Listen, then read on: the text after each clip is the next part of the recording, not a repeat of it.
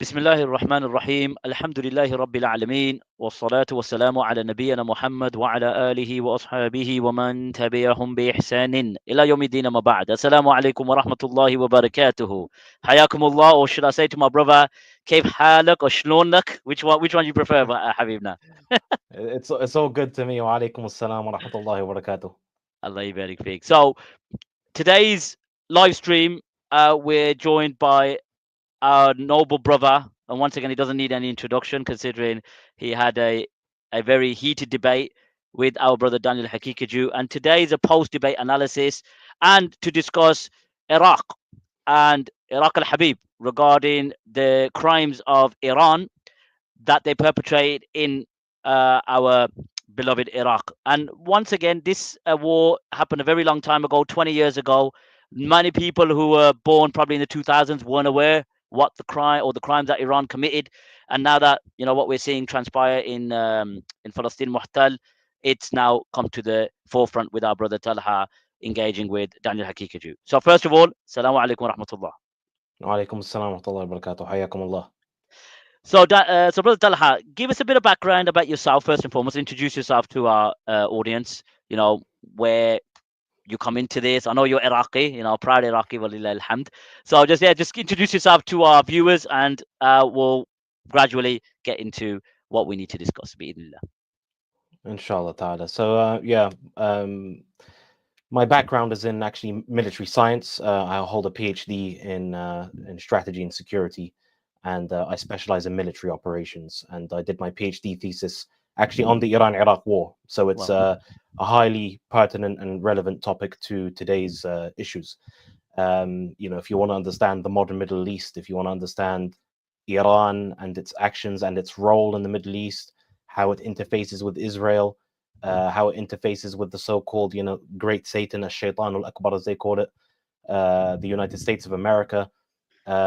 Look no further than the Iran-Iraq war. Now, while I specialized in the military aspects of that war, the political aspects are closely intertwined. So, as a military historian, I had to look into not only what happened on the field, I also had to understand what happened in the background between, for example, at the highest levels of government, whether it was with Saddam Hussein, the former Iraqi leader, up until 2003, or indeed with so-called Ayatollah Khomeini of the Iranian regime, who founded the, again, so-called Islamic Republic of Iran in 1979. So that's my academic background. I've been in the media and the mainstream media for a long time now, too long. How long? How long and exactly? How long exactly, Talha? um, I would say it's almost circling in and around the media for about over 15 years. Wow. Um, so that was all based upon my expertise in the Middle East, its politics, its military issues, its strategic implications, particularly insofar as the great powers are concerned, especially the United States, its satellite allies in the region, particularly Israel. Um, all of that attracted mainstream media attention, mainstream and otherwise, I should say. Actually, it's not just the mainstream media that I've spoken on. Um, in fact, Daniel will like this one. I've even spoken on Press TV, There you which is go. So you a can't you, well-known. you can't say that you're not sectarian then, right? Well, it's not a case of sectarianism or anything like that, but I've always had a long-standing policy, and that is any outlet that won't censor what I'm going to say, I'll write for them and I'll speak on their programs, which is actually why I frequently prefer live discussions, particularly when dealing with an actor like Press TV, because you never know how they're going to edit you in the That's the right. uh, the edit room. So you have to be very careful. And in live settings, you have ample opportunity to express and put forward your point of view, and to sometimes have heated debates, not only with people like Daniel, to be honest with you. And in 6 months ago, I would have said with all due respect, but I have no respect for that boy anymore. But I've had he's not on my level. The only reason why I accepted that debate was because of the sheer amount of tadlil that he was engaged in, misguiding people by the hundreds of thousands, particularly as it pertains to Iraq and Syria, and other lesser known issues, which I unfortunately didn't have the opportunity to discuss. Can you hear me? Oh yeah, I'm nodding my head. I'm paying attention. I think there's a sound issue. You lost me? Talha, you lost me? I'm still here. Hello? He's paused. Don't worry. Yeah, no, Talha, you paused there for a second. Hello? Salam alaikum? Oh, Talha's frozen. Oh. Okay. Talha? We were just in the momentum there. Am I back Talha, online? you're back on now. You were gone for a bit. Are you okay? You there? Can you hear me? Just a second. I think there's a technical issue. Okay, just let me know because I can hear you now. You're back. I don't know. Is that some technical issue? I think.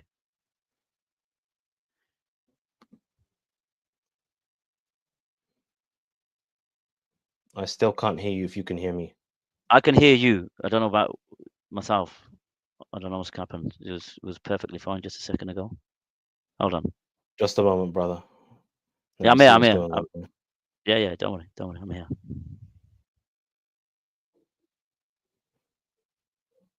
Okay.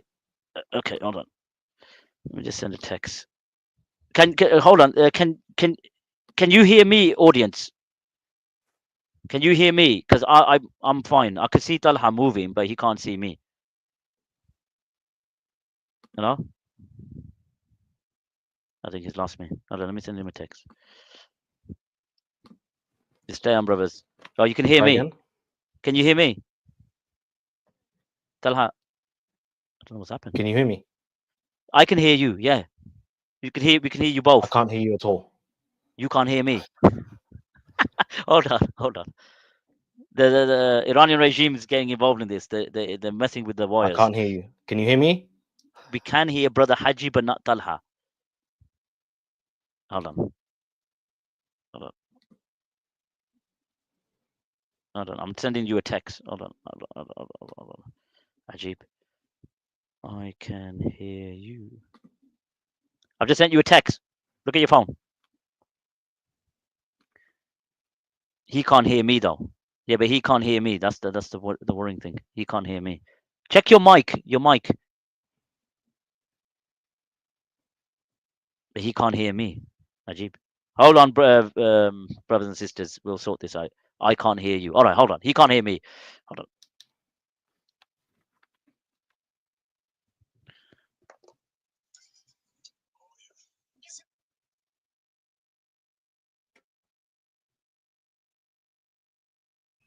Talha, can you hear me now? Can you hear me now? Sahib al-Zaman is doing something to it.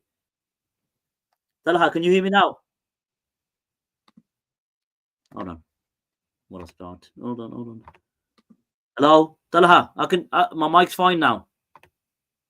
Talha's mic's completely gone.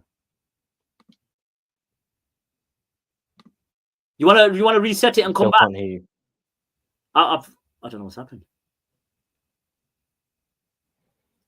I don't know. They can hear me. Hold on. Shall we leave and come back? Yeah. You come back. Let me leave leave and come back and see if that works. Yeah. Be in there. It's just getting good. All right, just for your information, behind me is just a sample of my Shi'i books, right? So this is just a sample of the Shi'i books that I've got. So yeah, I'll put my mic back on. All right. I only done it on this occasion. I never show my books, to be honest. Hold on. I'm going to my settings now. Audio. Yeah. So I'm definitely working. It's definitely working for me.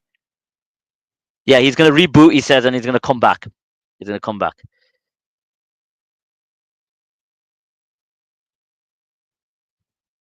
Okay. Yeah, so that was interesting. Okay, so here, a book of Ayatollah Khomeini. And just to show you, this is a book from Iran, as you can see. Hold on. Where is he? You can see his photo in just a sec. Wow. Look who's there. Straight in front.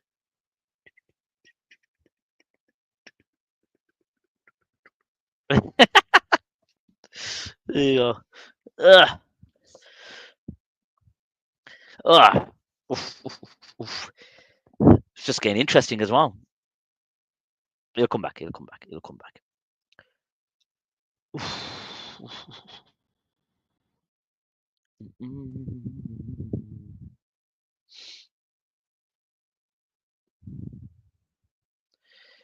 Okay, he's just rebooting and he'll be back. Okay, so yeah, if anyone hasn't watched my original video, I think I recorded it about 3 days ago now. So yeah, go check that out. It's just a response to our brother Daniel, and once again, he is our brother, and we have to advise each other. We have to respond in a way that we come to a common ground. He might not agree with us, but ultimately we have the right to have this open based on the fact that this debate was public. So don't worry, this ain't a cancel um, Daniel's or cancel Daniel, or I'm warning against him and not watch his videos. Not far from it. So being Kareem, we're hopeful that he would watch the video, and if he agrees, then and comes out and clarifies. Even if he disagrees with me, it's fine. But it's best that we have some sort of response, right? Because it's not correct. He's Brother Talha has just sent me a text and said that please apologize to your audience. I'm moving as fast as I can on my behalf. I mean, so he'll be back. He'll be back. He'll be back. So bear with us. We got plenty of time. You could just relax and just look at me. It's funny. So what I can do is I could show you an evidence, right? Which would be very interesting to you. With El Shara'i. Let me get the El Shara'i here, just to show you how they have issues with Ahl Sunnah wal Jama'ah. So hold on. So this is a book by As-Saduq, right? So as you can see by the bookmarks, loads of stuff here. So we'll find that reference. Okay. He'll be back. I'll let you know when he's back. But I'll keep you guys entertained as best as I can. There. So here we got Il Shara'i. Okay, this is from Saduq. And he says, now remember, they attribute Ahl Sunnah wal Jama'ah and they label us Nawasib. You know that. So here's the reference here. So just interested. So he said that Abi Abdullah was asked, Ma taqulu fi qatl nawasib. What do you say about killing the Nawasib, right? Killing the Nawasib, all right? And Abi Abdullah responded by saying, Halal al-dam. Their blood is halal. Nawasib, halal al-dam. But he said, I fear for you. So if you've got the ability, right, put a wall over him. So basically, he goes, I fear for you. He goes, halal al-dam, but I fear for you. So what you do is, if you want to kill him, throw a wall over him, right? And perhaps there's no witnesses. So if you're able to do it, do it. This is the extent, right? And then he says, "Qultu fama tara fi malihi." What do you say? So once you kill him, right, you threw the wall on him, so no one can see if there's no witnesses around, right? Do it. And then he said, "What do you say?" Then they asked him, "What do you say about his wife? I mean, about his wife. Sorry, no, his wife. Someone heard muta and I started thinking about wives. Ma tara fi malihi, and then he said, "Do what you want with it." There you go. There's a reference there, right there. So this is the level, and then when we get into what Brother Talha would explain regarding the crimes of Iran in Iraq and in Syria, you would see that they're only acting upon texts that instruct them because they see as Nawasib Ya Tharat al Hussein and revenge for Hussein, even though Hussein was killed and martyred 1200 years ago. But we bear the brunt. And there's various riwayats that they have regarding the offspring of those who killed Hussein. The Mahdi is going to kill them, and it's Subhanallah al-Azim. And this is he's back. He's back. He's back. He's back. He's back. Okay, can you hear me now? I can hear you loud and clear now. I have no idea what went on there. Ali Muhammad. Okay. Apologies to you and the audience. No. So I was just, as you were mentioning Khomeini, as you know, I get my books from Iran and Lebanon. So I've got your favorite person here, your pal here, you know. So yeah, so Habibi, just to summarize, and again for the audience, Brother Talha, Yeah. who joined late, Brother Talha, Walillah alhamd, is an expert in military strategy. Did I hear that correctly, Brother Talha? It's part of it, yeah, but military science as a whole. Yeah. Military science, and he's Yeah. been on various, and I follow Brother Talha even before I was Bro Hajji. So you were on the Middle Eastern Eye and various other Yeah. media channels. Now, the topic at hand, and Yes. its alliances with Iran. So, what I want from you, Brother Talha, because ultimately we're here to learn from you, explain or educate us regarding Iran's role in the Middle East post Shah, and why you have a gripe against Iran. And again, are you a Ba'athist first and foremost? Are you an Arab nationalist? Because I need to get that out there. No, absolutely not. I You mean, this sure? was a straw man. I am absolutely sure. Yeah, this is a straw man that Daniel put out there, as is his usual fashion. He couldn't fight me on the facts, so he decided to attempt to character assassinate me. I'm well known for my political stances and opinions. I've been cancelled, I think, 5 times for supporting various Muslim causes. So across the world, not even Arab, just Arab ones. In fact, most of them weren't even Arab ones. Wow. And The what about last, your yeah. position regarding Saddam? Because I want to get that out there before we get into the history. Saddam Hussein, you are a Qawmi Ba'athist. You love Saddam. Is there any truth to this? So what I said about Saddam Hussein was actually quite clear, and he Allah even yarhamu. actually put up the tweet. Allah yarhamu. Allah Yeah, yarhamu. I say that as well. Yeah, and by the way, and I mentioned this to Daniel during the debate. Uh, the Ba'athist regime tortured my father, and I Wow. even said to him, "I have this British accent as a result. It's no accident that I'm here. There's a very particular reason why Wow. I'm here." Wow. So there's no love lost between me and the Ba'athists, for example. Um, SubhanAllah. but and Daniel again brought up the tweet and quickly brushed over it. Uh, he said, the tweet that I wrote was, "You've got to hand it to Saddam." And yes, if you face death in the way that he did, even if Daniel faced death in the way that he did, yeah, I would say you've got to hand it to Daniel. Yeah, it's worthy of respect, whether you like him or not, whether you agree with his policies or not. And I'm one of those who, whose family strongly disagreed with his policies to the point where we were no longer welcome in our own country, right? Wallah. Um, SubhanAllah. but Saddam Hussein, and this is indisputable, he was by far and away significantly better than the Iranian puppets that we now have ruling Iraq today, and who have been ruling us since 2003, and who, despite their claims to be, part of some sort of, resistance or some other nonsense, they actually came in on the backs of American tanks. This is not an issue of dispute. This is historical fact. Those of us who are around during the war on terror in the early years, we know all of these politicians, whether it's in Iraq or Afghanistan. We know all these politicians who only seized power by virtue of American force of arms, and NATO in Afghanistan's case, with a significant international element in the Iraqi case. So anyone who disputes this and says that no, the people that are running Iraq today or the Iranian regime, that they are anti-US, or that they've opposed the great Satan since time immemorial. These people are just clueless, and I think that came across loud and clear in my debate with Daniel. Like when I mentioned, for example, the Iranian regime's cooperation with Israel. Yeah, we're not talking about something that just kind of was quick one-off, quick under the table deal. This is something that was sustained from the very beginning of the Iran-Iraq war, and despite the fact that Khomeini was vociferous in his attacks against Israel and telling the world that we have to destroy the Zionists and we have to liberate Palestine, and he instituted this thing that they call Quds Day, where they basically every year they make a song and a dance about how they will be the liberators of Al-Quds al-Sharif, Jerusalem.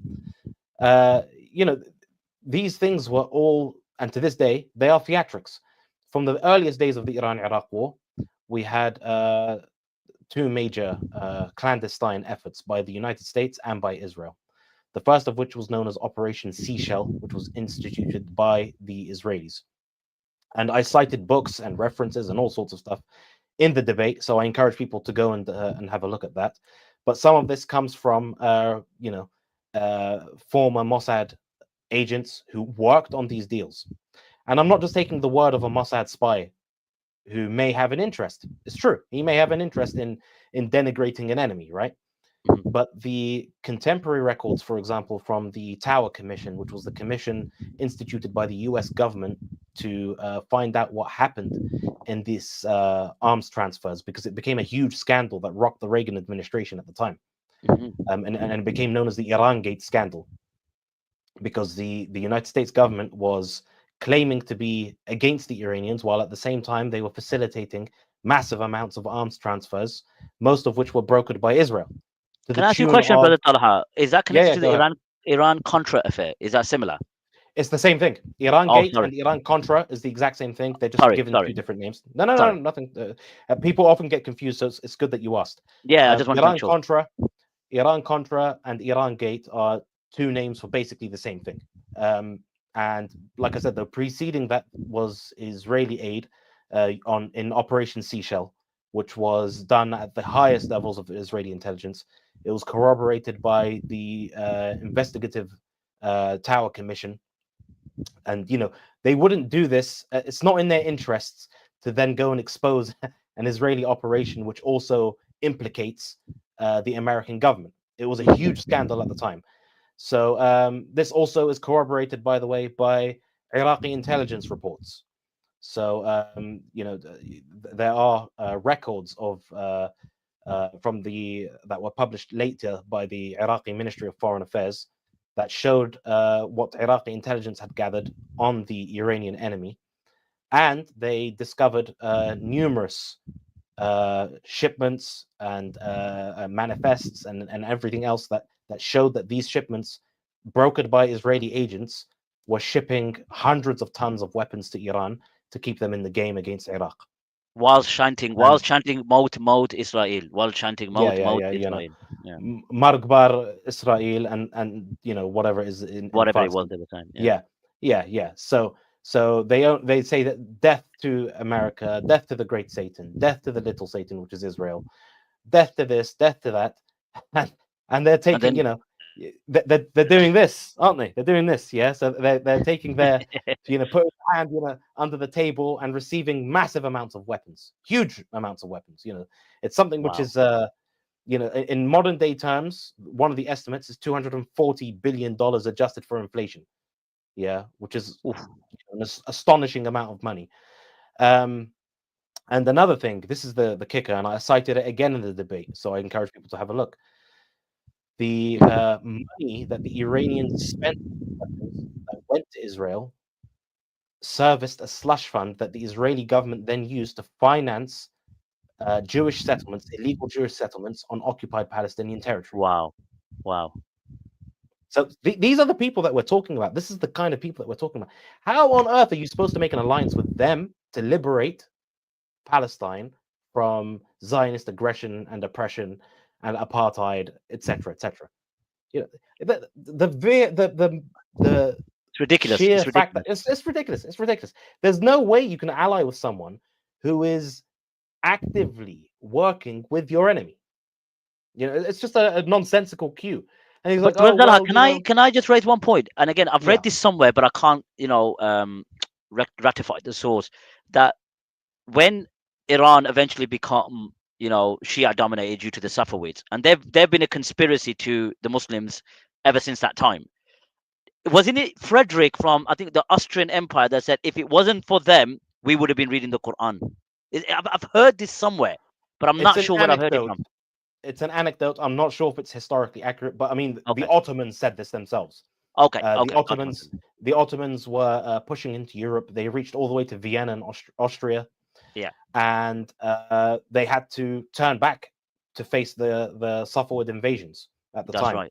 That's right. So it happened time and time again. So from the days of Shah Ismail and he lost decisively at the Battle of Chaldiran to Sultan Salim Khan, who I'm somewhat famous for being a huge fan of, or should I say infamous? It Yavuz, depends on who you're asking. Yavuz Salim, yeah? Yes, Yavuz Sultan Salim, yeah. And he crushed them decisively. Alhamdulillah. His son Suleiman then crushed them again. Alhamdulillah. And this went on up until the days of Murad IV of the Ottoman Empire, who solidified, more or less, by the way, the Iranian-Iraqi border that you see today is more or less based upon the former border between the Ottomans and the Safavis. So Alhamdulillah, even since the time of the great Ottomans, they understood the evil, the dangers of the 12 Shias, and Alhamdulillah, and again we hope this video or this live stream would educate our brothers and sisters of the history which we've just done, and now moving on to modern history, which again Before I we just move find on, go on, and go on. subject of the Ottomans, and while they did do good in terms of defeating the Safavis, it's worth bearing in mind that in the latter period of the empire, when the empire was known for being the sick man of Europe and became basically people were kicking it about left, right, and center, in that final 200 years or so, and despite the ancestors of these sultans being very cognizant of the threat posed by the Safavis and 12 Shi'ism in particular, they actually facilitated the 12 Da'wah in Iraq. So Iraq used to be actually amongst the Arabs almost entirely Sunni. Like people, they often hear because they listen to American or Western news sources. And by the way, a proper census of Iraq hasn't been done in a very long time, indeed. So no one actually knows the precise Majority or minority, who's got more in terms of demographics and stuff. It's indisputable as far as I'm concerned that the Sunnis are the majority, because you have Sunni Arabs, Sunni Kurds, Sunni Turkmen, which are a minority, but they're prevalent. And then on the rest of it, you have one tribe of Kurds, the Failis, are Shia. The rest of them are all Sunni. And you've got some minority groups like Yazidis or whatever who aren't even, Muslims. Even the Shia don't even consider them Muslim. So we could sort of discount them, and they're very, very small minority anyway. And amongst the Arab tribes, you've got some Shia, you've got some Sunnis. Sometimes in the same tribe, you'll have Sunnah and Shia. Yeah, Shia. Oh, yeah. But the point is that a lot of those, especially in the south, that was down to Ottoman neglect. And, I want to be very clear about that, because people have this kind of romanticized image of the Ottoman Empire as if it was always great and it was always fantastic. And this utopia that they were amazing from the inception into the end. Yeah, which is not true. And unfortunately, that issue of them kind of dropping the ball and taking their eye off the ball has led to the problems partially that we face today in Iraq. Like in terms of the sectarian strife and everything, there's no discounting the Ottoman effect on that. But anyway, moving to more modern, just to sort of because Brother Talha has here and he can correct me. So Iraq is the cradle of civilization. Let's just say that Iraq is the cradle of civilization. You got obviously so much history, whether it's from the Assyrians, and then you continue on, and you just need you need half a day to talk about Iraq even more, in terms of its history. So in terms of land and demographics, the southern part is predominantly Shia, Basra, and various areas. Then the central part. No. Sorry, am I fallen to the conspiracy? Have I fallen to the conspiracy? Yeah. So Basra used to have a very, very large Sunni presence. Wow. And historically it was known as this. You've got luminaries like Hassan al-Basri, for example. Sahih. Al-Basri, because he was from Basra. From Basra, and he wasn't. His roots are quite likely to be Persian, actually, but from Basra still, and we count him as from one of us. Sufyan al-Thawri, he spent a lot of his life in Basra, most of his life, in fact. So you've got these huge Sunni figures. These are not small figures. If it was a predominantly Shi'i or Rafidi city, there's no way you would have such presence of such powerful Sunni luminaries. It's not possible. And just to add as well, Brother Talha, you're probably aware of this, that Muhammad bin Abdul Wahhab, when he was a teenager, went to Basra to study. Yeah, and it was always known as a mainstay of fiqh and learning. It's not Yeah, just a yeah. place of, Alhamdulillah. it's not just something which is, very recently, obviously, unfortunately, there's been a sectarian cleansing campaign. So yes, now today, Basra is almost 100% Shi'i, but that's not a Subhanallah. natural state of affairs. Fair enough. Fair enough. It's like they've depopulated and then they populated and then moved and Yeah, exiled yeah, and yeah. whatnot. Absolutely. As I said in the debate as well, but it's not one of the most well-known recent examples where it's been quite documented is in an area called Jurf al-Sakhar, which is not too far from Baghdad.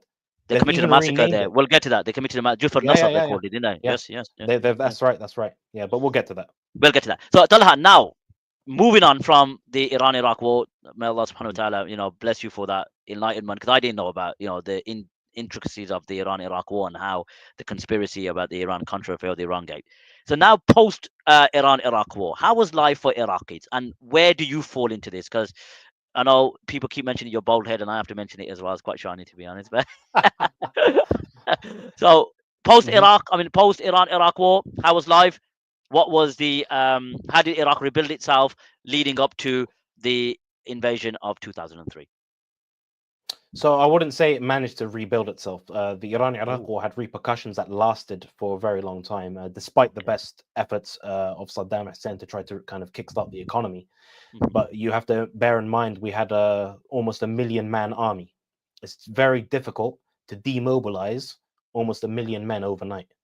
You have to prepare your economy for that. You go from a war footing to a more civilian-focused enterprise, and that required oil revenue. And at the time, there was disputes in OPEC. This is leading up to the 1990, 1991 Gulf War, where the neighboring Arab countries were producing oil in excess of OPEC quotas. And what that means is it's basic supply and demand. If Okay, you have a massive supply of oil, then the price is going to go down. true. Uh, Similarly, if you reduce the supply, then the price will go up. And that's why, for example, you can see the United States has been pretty unhappy with Saudi Arabia over the past few years. They've always made Right. announcements because Mohammed bin Salman and other, even before him, with before his father was totally inert, uh, under King Abdullah, there were always U.S. efforts, for example, if they want to assist in the global economy and particularly the American economy, that's what they care about fundamentally. They would always ask them to produce more oil, and Yeah. that's to lower prices, to depress prices.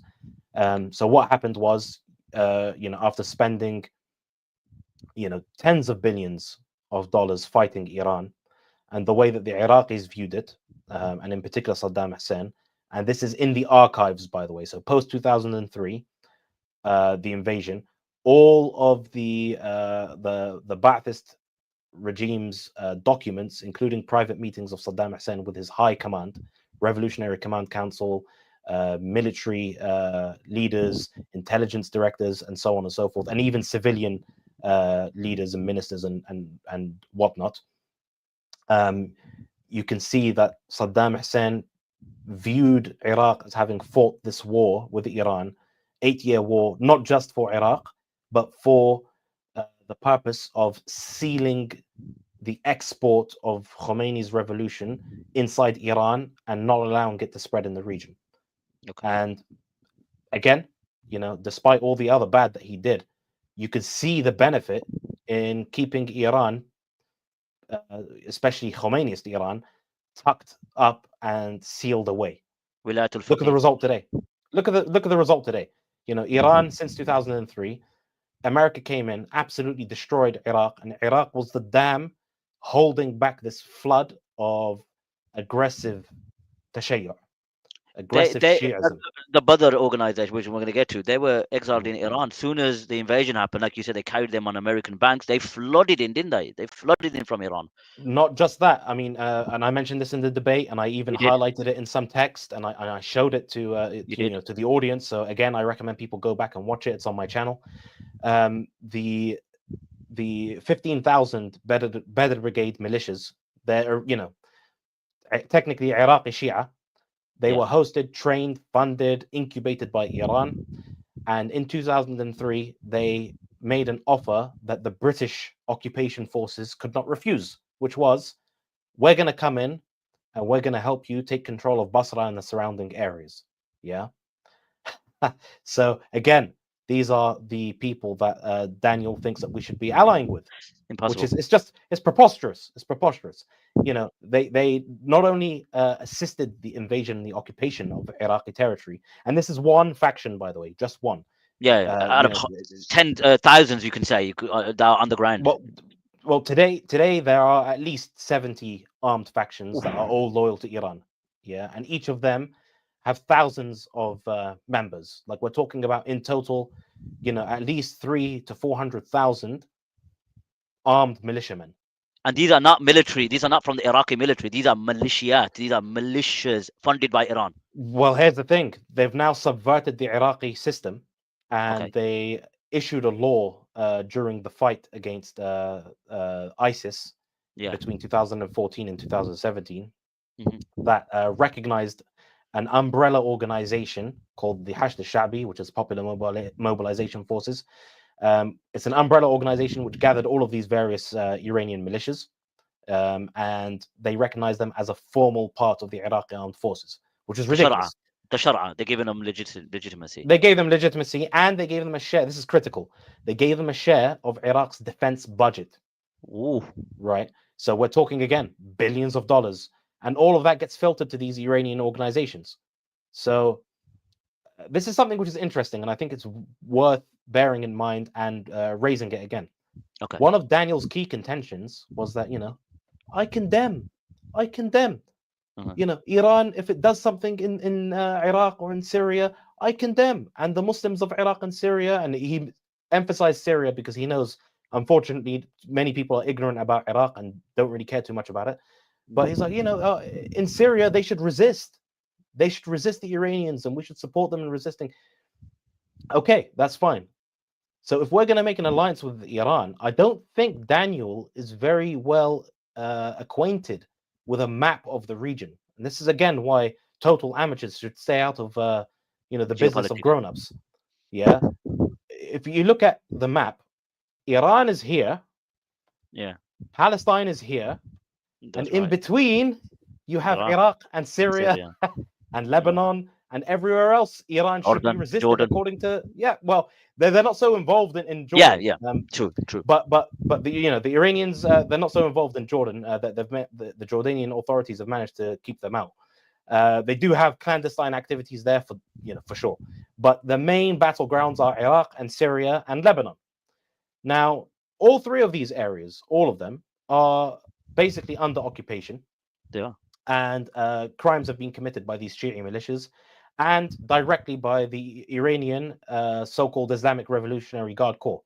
So how on earth, if we're supposed to resist them in these areas, how on earth is this, mystical army, this fabled army that we're supposed to make from Iran? Hold hands. We all hold hands. We'll march all the way from Tehran to Al-Quds, to Jerusalem, yeah? That's right. What planet are you on, boy? Yeah, it's just total nonsense. I know. So that's Iran's involvement in these areas. Now we're going to focus on Iraq because, like you said, Talha, I'm born in '85. I was practically following the developments in Iraq in 2003. I was almost like 20 years old, so I was really, really, invested in it. But many of the Gen Zs who are not aware of what happened in Iraq. So 2003, you emphasized that they carried the American tanks on their backs, which they clearly did, and they supported the regime. You had Aid al-Lawi, who was put in charge. Then I think it was Nur al-Maliki, and then it carries on. So without fast forwarding a bit too much, what happened? So they came in, they invaded Iraq, they placed Iraq under occupation, and then all of a sudden these Shiite militias came from Huna wal Hunak. So how was life like for Ahl Sunnah in Iraq at the time of the American invasion? I mean, without doubt, it was atrocious. It was a coordinated, institutionalized system of destroying the power and the heritage of Ahl Sunnah in Iraq.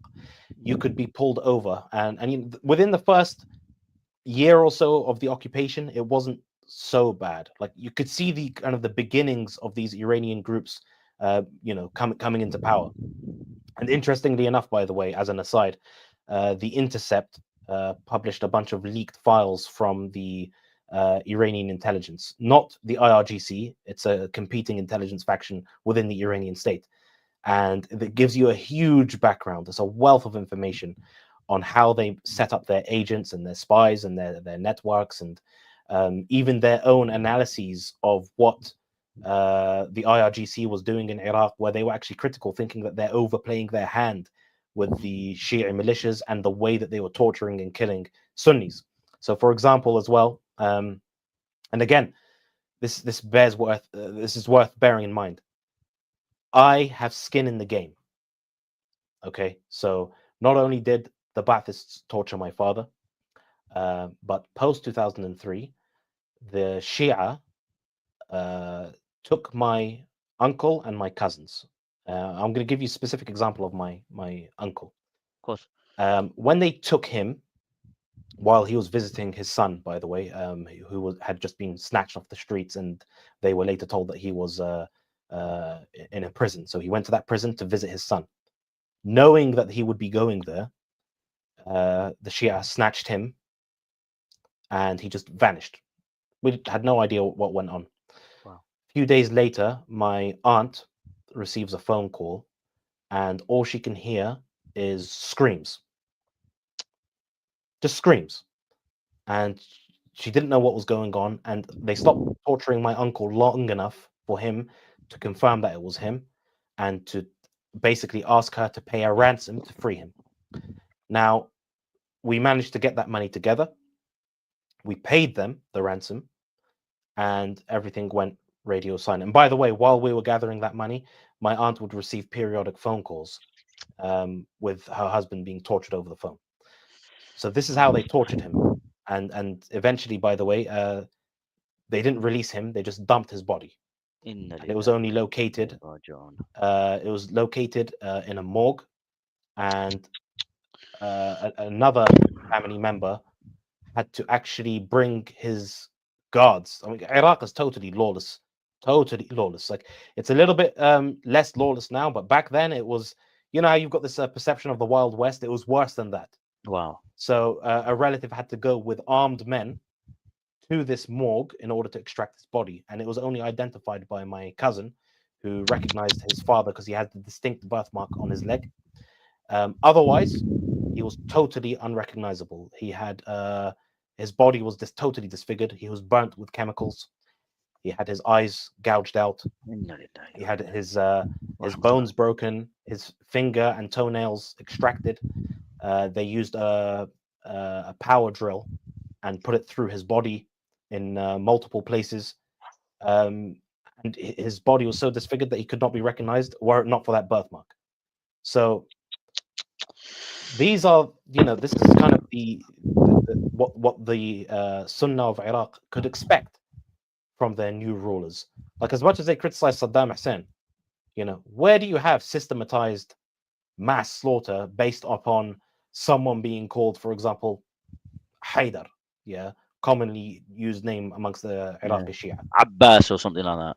Yeah, I mean, you get Sunnis who are called Haidar. Oh yeah, true. But it's very common to, amongst the Iraqi Shia that you'll have Haidar and whatnot. You can't find that, and I challenge anyone to find it where Saddam Hussein specifically, with the intention of specifically killing Shia and reducing their numbers and whatever, nonsense, utter nonsense. Yeah. What would you say then, whilst we're talking about Iraq, we're on the topic because we're doing a post-debate analysis, Saddam's crimes against the Kurds, so he targeted a group of people, didn't he, in the Kurdish areas? Yeah, so what occurred there was there's numerous things that happened. Okay. And first of all, it's not just an Iraqi thing, it's an Iranian thing as well. This is something that they always like to skip over. Okay. Yeah. So they like to blame the Iraqis, and sometimes whenever they've got beef with the Turks, they blame the Turks as well and say, "Oh, look at what they do to the Kurds." Like, you're in no position to talk. You're worse actually than those two examples. And in terms of the Iraqi case, and I said it very clearly. I said it very clearly during the debate. I said, may Allah curse whoever caused any harm to my Kurdish brothers and sisters in Islam. Ameen. Yeah, Ameen. Ameen. may Allah curse them.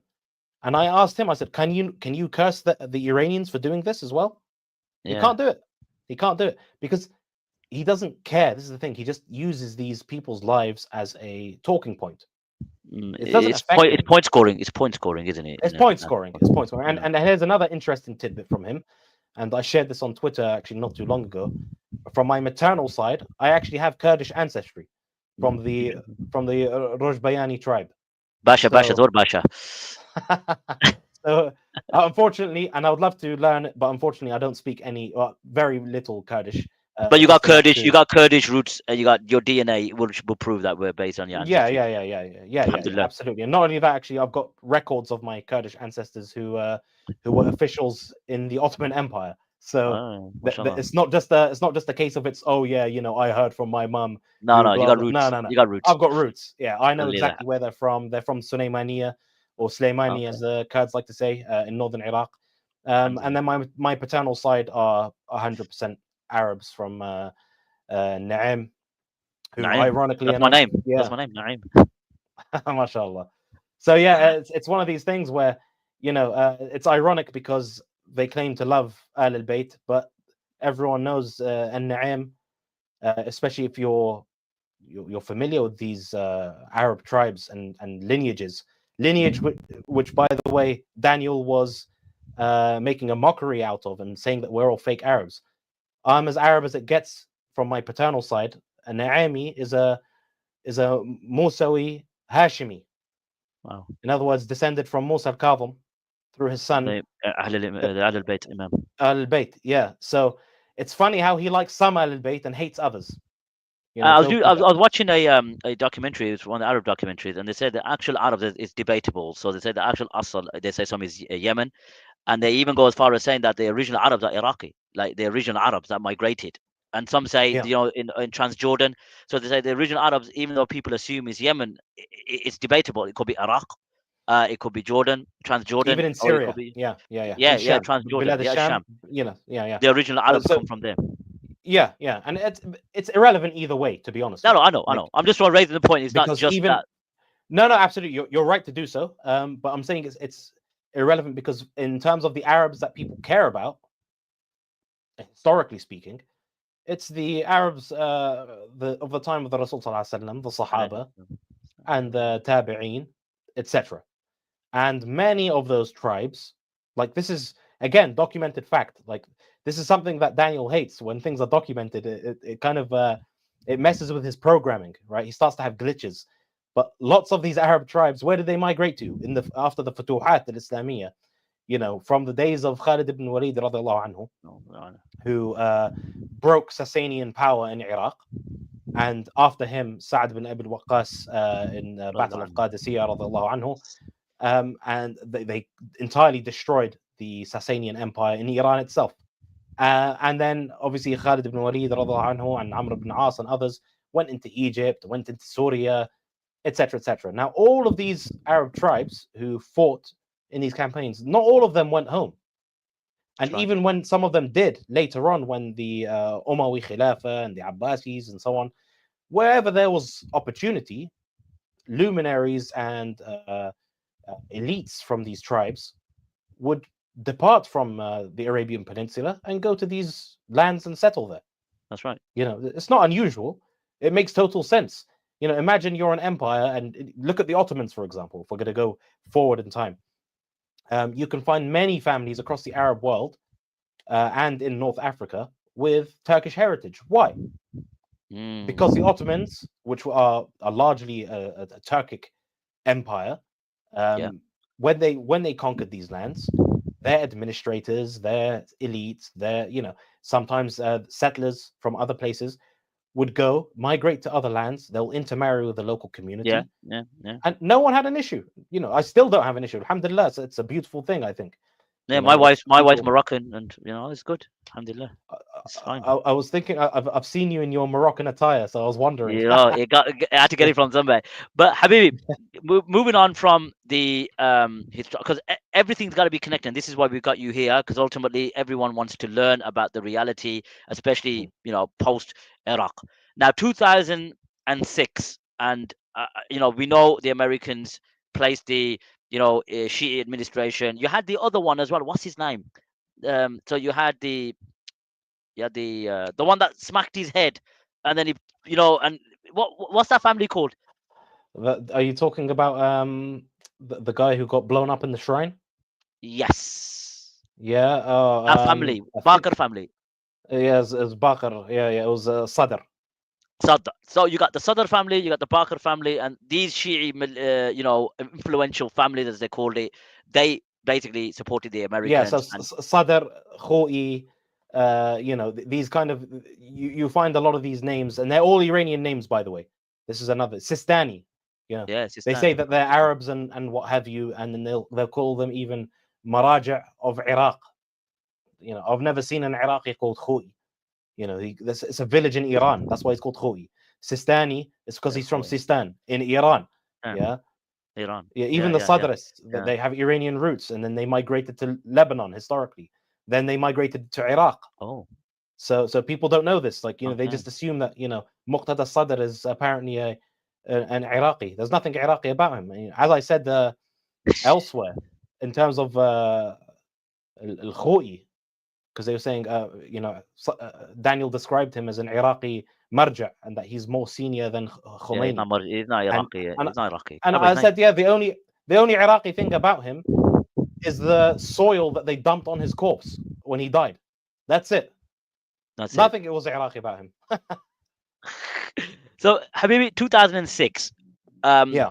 an event happened, and that was the Askari shrine bombings, right? Yeah. And even though it's discussed that this was planted by Iran, so that's obviously now venturing into conspiracy. Ahl Sunnah bore the brunt of that, didn't they? 2006. It was Yeah, that's kind of when things went into overdrive in terms of the sectarian overdrive. killings. So, Sectarian give us a killings bit of were background happening about that. before that. So, Yeah, what from so 2003, 2006, and then from 2006, how was life for Ahl Sunnah? Since that campaign that they did. like I said, from 2003, although it wasn't as violently obvious as post 2006, it was still happening. So the sectarian and demographic changing of, for example, Basra, Yes. as I've already mentioned, that was occurring from 2003. Like, it's not Yes. something which was, there was suddenly a sectarian civil war. No, no, no, No, no. That's it right. was always part of the plan.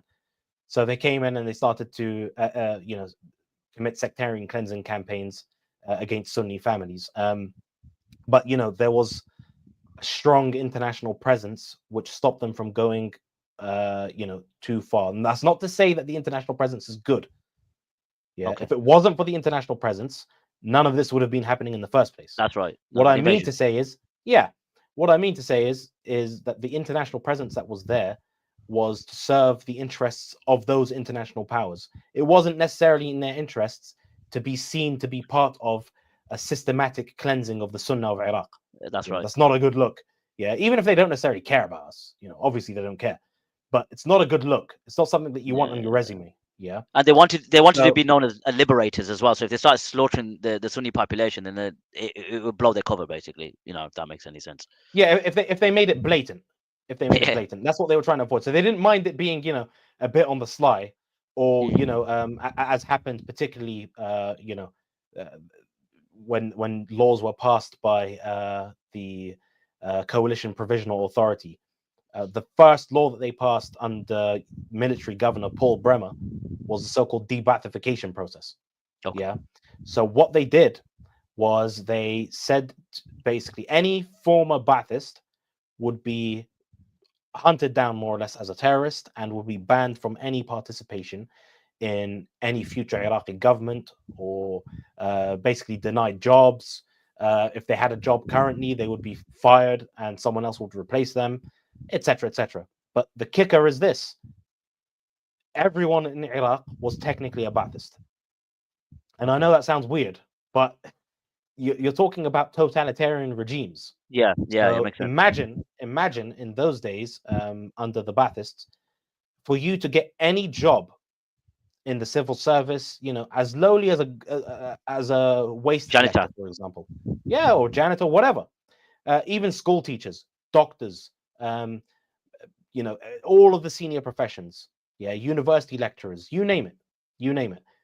Everyone had to be a member of the Ba'ath Party. It doesn't matter whether you believed it in your heart. It was totally irrelevant. On paper. What it was on paper, you had to be a member. So that then gave a pretext, a legal justification. And obviously, like, who knows these ins and outs? Iraqis know this.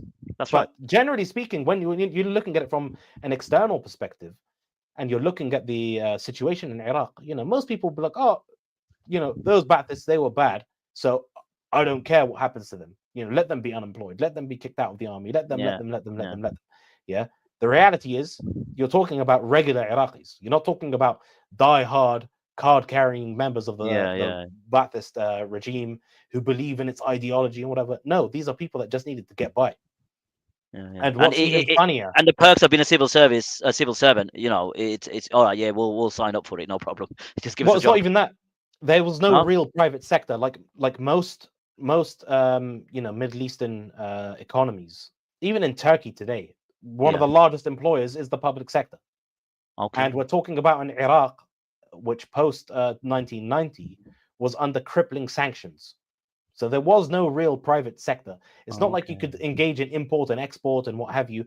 Between 1990 to 2003, and even onwards, by the way, the sanctions continued after the invasion. And up until 1996, they killed 500,000 Iraqi children. And Oil for food program. Oil for food program, yeah. And we got substandard so-called food. A lot of it was rotten with weevils and disgusting kind of pests. Yeah, they didn't care. They didn't care. And the world didn't care because, especially in those days, there was no real social media. There's no kind of awareness. And even today with social media, like the Syrian revolution happened in the age of social media. So it was a live streamed genocide. People could see it clear as day. Yeah. When Iraq happened, there was nothing. I don't even know when the first social media network came out, but I remember MySpace was like 2007, 2006. Yeah, Facebook was 2006-7, wasn't it? MySpace, Facebook. And back then, like, you couldn't do like loads of videos, and now it's easy for us to have live streams and we can do videos. And I say it's easy, obviously. I just started my own channel, as you know, and it's I've been trying to get out the content, but it's still easier than going to a mainstream media organization and expecting them to come and cover your plight. Now you can do it yourself. But Iraq never had that, so people were just kind of unaware. Especially in the 1990s, when they were killing Iraqi children by the hundreds of thousands, if not millions. They didn't care. I remember when I was growing up, Talha, I remember this like yesterday. Kofi Annan used to come and say, the oil for food program. And I was thinking that just made me sick. Like, you give us oil, we give you food because you're under sanctions. Yeah. How is that morally acceptable? But yet everyone didn't care, did they? They didn't blink an eyelid. They didn't care. So 2006, Talha, let's talk about the Shia militias now. Because ultimately, when Daniel and others are saying, Iran is fine, we could ally against the Shaitan al-Asghar or whoever it may be. Bring us the details as to the crimes committed by these Shi'i militias, and there were 70 and even more. What type of crimes were they committing, and how bad were they? So the Badr Brigade that we mentioned earlier, they actually had an interior minister. So we're not just talking about, by the way, gangsters, and they've got guns, and they've got dens, and they've got territory, and they do all of that stuff. They do the drug smuggling, they do the sex trafficking, anything that you can think of. If you've seen Narcos, for example, to speak to a younger generation, Pablo Escobar. Yeah, Pablo Escobar and these guys, and it's kind of romanticized. Anything that you see there, multiply it by 100, and the Shi'i militias do it in Iraq. Yeah, cross-border drug trafficking, sex trade, forcing children into mut'a marriages. They're not marriages, obviously. We know what it is. It's just rape and zina. That's what it is. Yeah. There's no such thing in Islam as a mut'a contract. It's a load of nonsense. So they actually had the Badr Brigade, an interior minister known as Bayan Jabr Solar. Okay. So imagine this is a militiaman, a senior commander in a militia that had helped the British secure Basra and that had worked with the Americans to take control of Baghdad, and he's now interior minister. This person ran death camps, and he instructed the federal police forces, which were all staffed by militiamen. So they give them a uniform, they give them a salary from the state, and they let them loose. And these people set up checkpoints in various cities, including Baghdad, Mosul, Samarra, which is a Sunni city, Yes. and where the Askari shrines are based. And they began, if your name, for example, is Talha, like mine, a Sunni name, Omar, Abu Bakr, Uthman, So from the Khalid, Sahaba, the Sahaba, the well-known Sahaba. Yeah. And we know why. Why? They hate the Sahaba according to 12 yeah. We know that. creed. We know that. It's very well known. I don't need to go into the theology behind it. They Oh, the curse books the are Sahaba. behind me. I could pull them out, but it's known. It's ma'ruf. We know this. It's known, and you just did an excellent video on it, Jazakallah khair, a few Right. days ago. So I encourage people to go and watch that and get it's only an hour long. It doesn't take much of your time. Learn a bit about what these people think about you and those that you love who transmitted the deen to you. Yeah, this is what they say about them. They curse them, they insult them, and if you name your sons after them and you happen to be in an area that they hold military power over, they would literally pull people to one side. They would pull out their ID card. They'll take a look at it. Oh, his name was Talha. They take him to one side. In the middle of the street, they'll gun him down. Just to in front of add his family. evidence to that, the Grand Mufti of Iraq, Mufti Rifa Rafa'i, I'm just going to play it in Arabic, and obviously me and Talha will translate, just to give clear evidence that this was happening. This isn't just we're romanticizing it, Talha, right? This actually happened. So let's watch it, and we'll come back. صحوة من غفلة في 2006 ذبح في يوم واحد من أهل السنة والجماعة أكثر من 1000 شاب في بغداد، ألقيت جثثهم على سدة الثورة تحت أنظار كل العالم ولم يتكلم العالم بكلمة. حرقت مساجدنا ومصاحفنا وانتهكت حرماتنا طيب بذريعة أن هؤلاء فجروا المرقدين لعلي الهادي والحسن العسكري. ولكن حينما صح كيسي قال من قام بهذه العملية هم الإيرانيون وهم الحرس الثوري. فماذا فعل العالم؟ هل دعا الحرس الثوري لمحكمة دولية؟ وهل دعا الحكومة Okay, so to translate that, just and Brother Talha would also obviously add his input into it. In one day alone in Baghdad in 2006, they slaughtered 1,000 Sunnis. Just think about this for a second. You want us to ally with such militias who are backed by Iran? Because you have to add that these militias didn't prop up out of nowhere. They were supported, funded, trained by Iran. 1,000 Sunnis were killed in one day in Baghdad. You didn't hear about this. Number two, they burnt our masajids. Number three, they burnt our masahif. They burnt our Qur'ans. Number four, they violated the honor of our sisters in Iraq. And on top of that, this was under the pretext that the Sunnis were somehow responsible in the shrine or the explosion in Samarra of the two shrines, Hassan al-Askari and other imams as well. But in fact, it was the Iranian Revolutionary Guards that perpetrated this act to expand their sectarian militia and their killings, as Talha brother mentioned in 2003, even though it was just happening behind the scenes, but this is just where it just exploded. So, Brother Talha, any comments on what Brother Sheikh or Mufti Rifa Rafa'i mentioned? Well, one of the key things actually is he quotes General George Casey, who was one of the occupation generals at the time, and he is the one who pointed the finger at the Iranian Revolutionary Guard and blamed them. So it's not a case of some random Sunni popped up and started riffing off of his own song sheet. It was something that even the Americans were concerned about. Not because they love us, not because they care about us. They don't care. They don't care. No, but again, they were trying to govern Iraq and rule it for their own ends. The last thing that they wanted was for all hell to break loose because of Iranian meddling and tampering. That's right.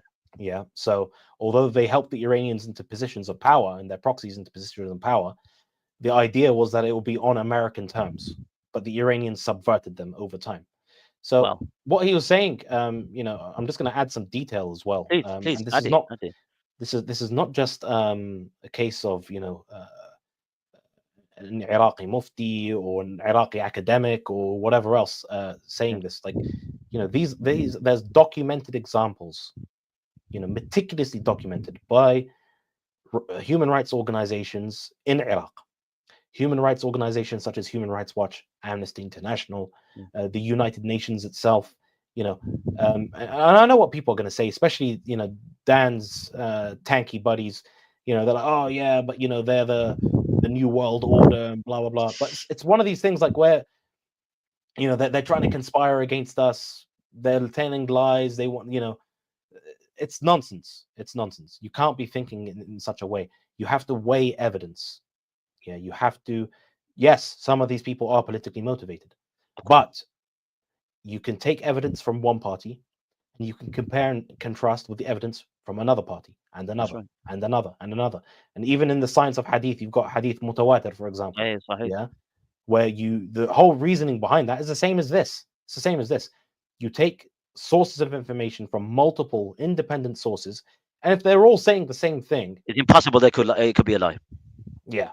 And we've got testimony of people who were being tortured in Iraqi jails, and they were in the next room next to them. They're trying to get them to confess to being members of a terrorist organization, whether it's Al-Qaeda, whether it's the Ba'athists, latterly the ISIS group, etc., etc.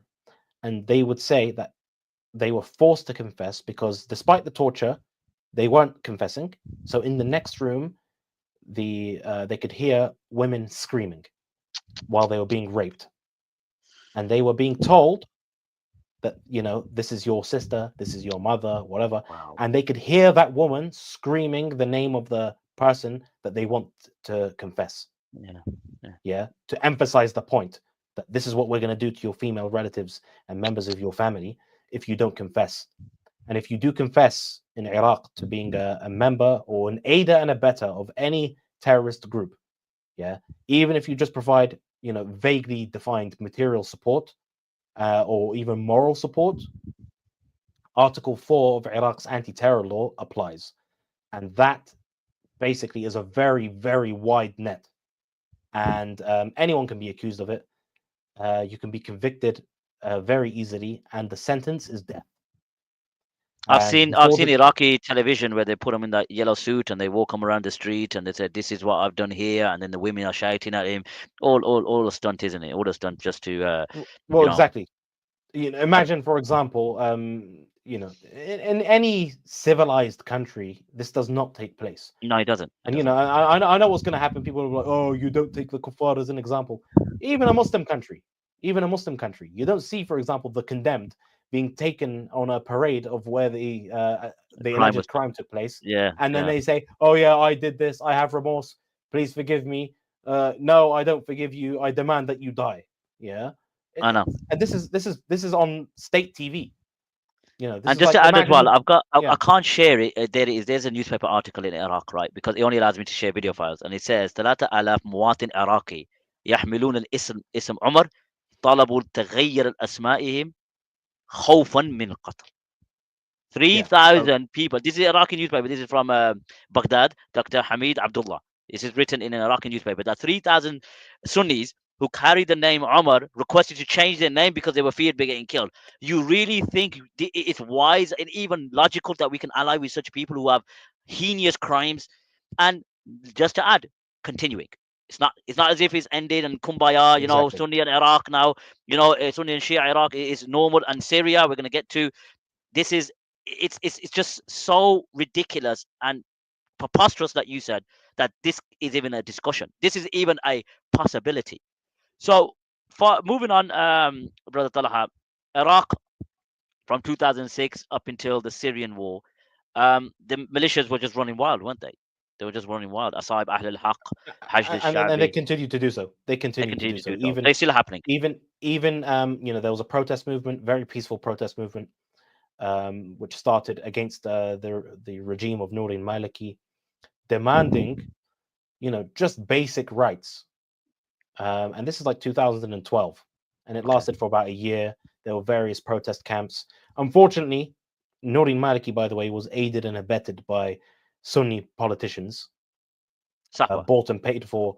Some of them, Sahwa, were more the military side, but yes, they did have their own politicians. But also, there was one tribe in particular, the Asha'ir. What was that tribe called? They keep mentioning it. And he wrote a book saying you could ally with the Americans. It'll come to me, but carry on, Akhil Aziz. Well, speaking of allying with the Americans and so on, and I should have mentioned this earlier, but the so-called Ayatollah Sistani actually had a fatwa when the invasion happened, forbidding the Shia from resisting the Americans. Can I just stop you there? So, that's my next video. Let me play that for you. Okay, sure. I'll play that for you. So I've got that ready for you. Thank God you brought it up because I probably would have forgot it. Okay, let's put that in now. Is this the one I already played? Because I've got loads of. قال لا وجود للجهاد في زمان الغيبة، فشيء اسمه جهاد في زمان الغيبة لم يكن، لذلك دخل الأمريكان ولم يحاربوا من قبل الشيعة، وهذا معلوم.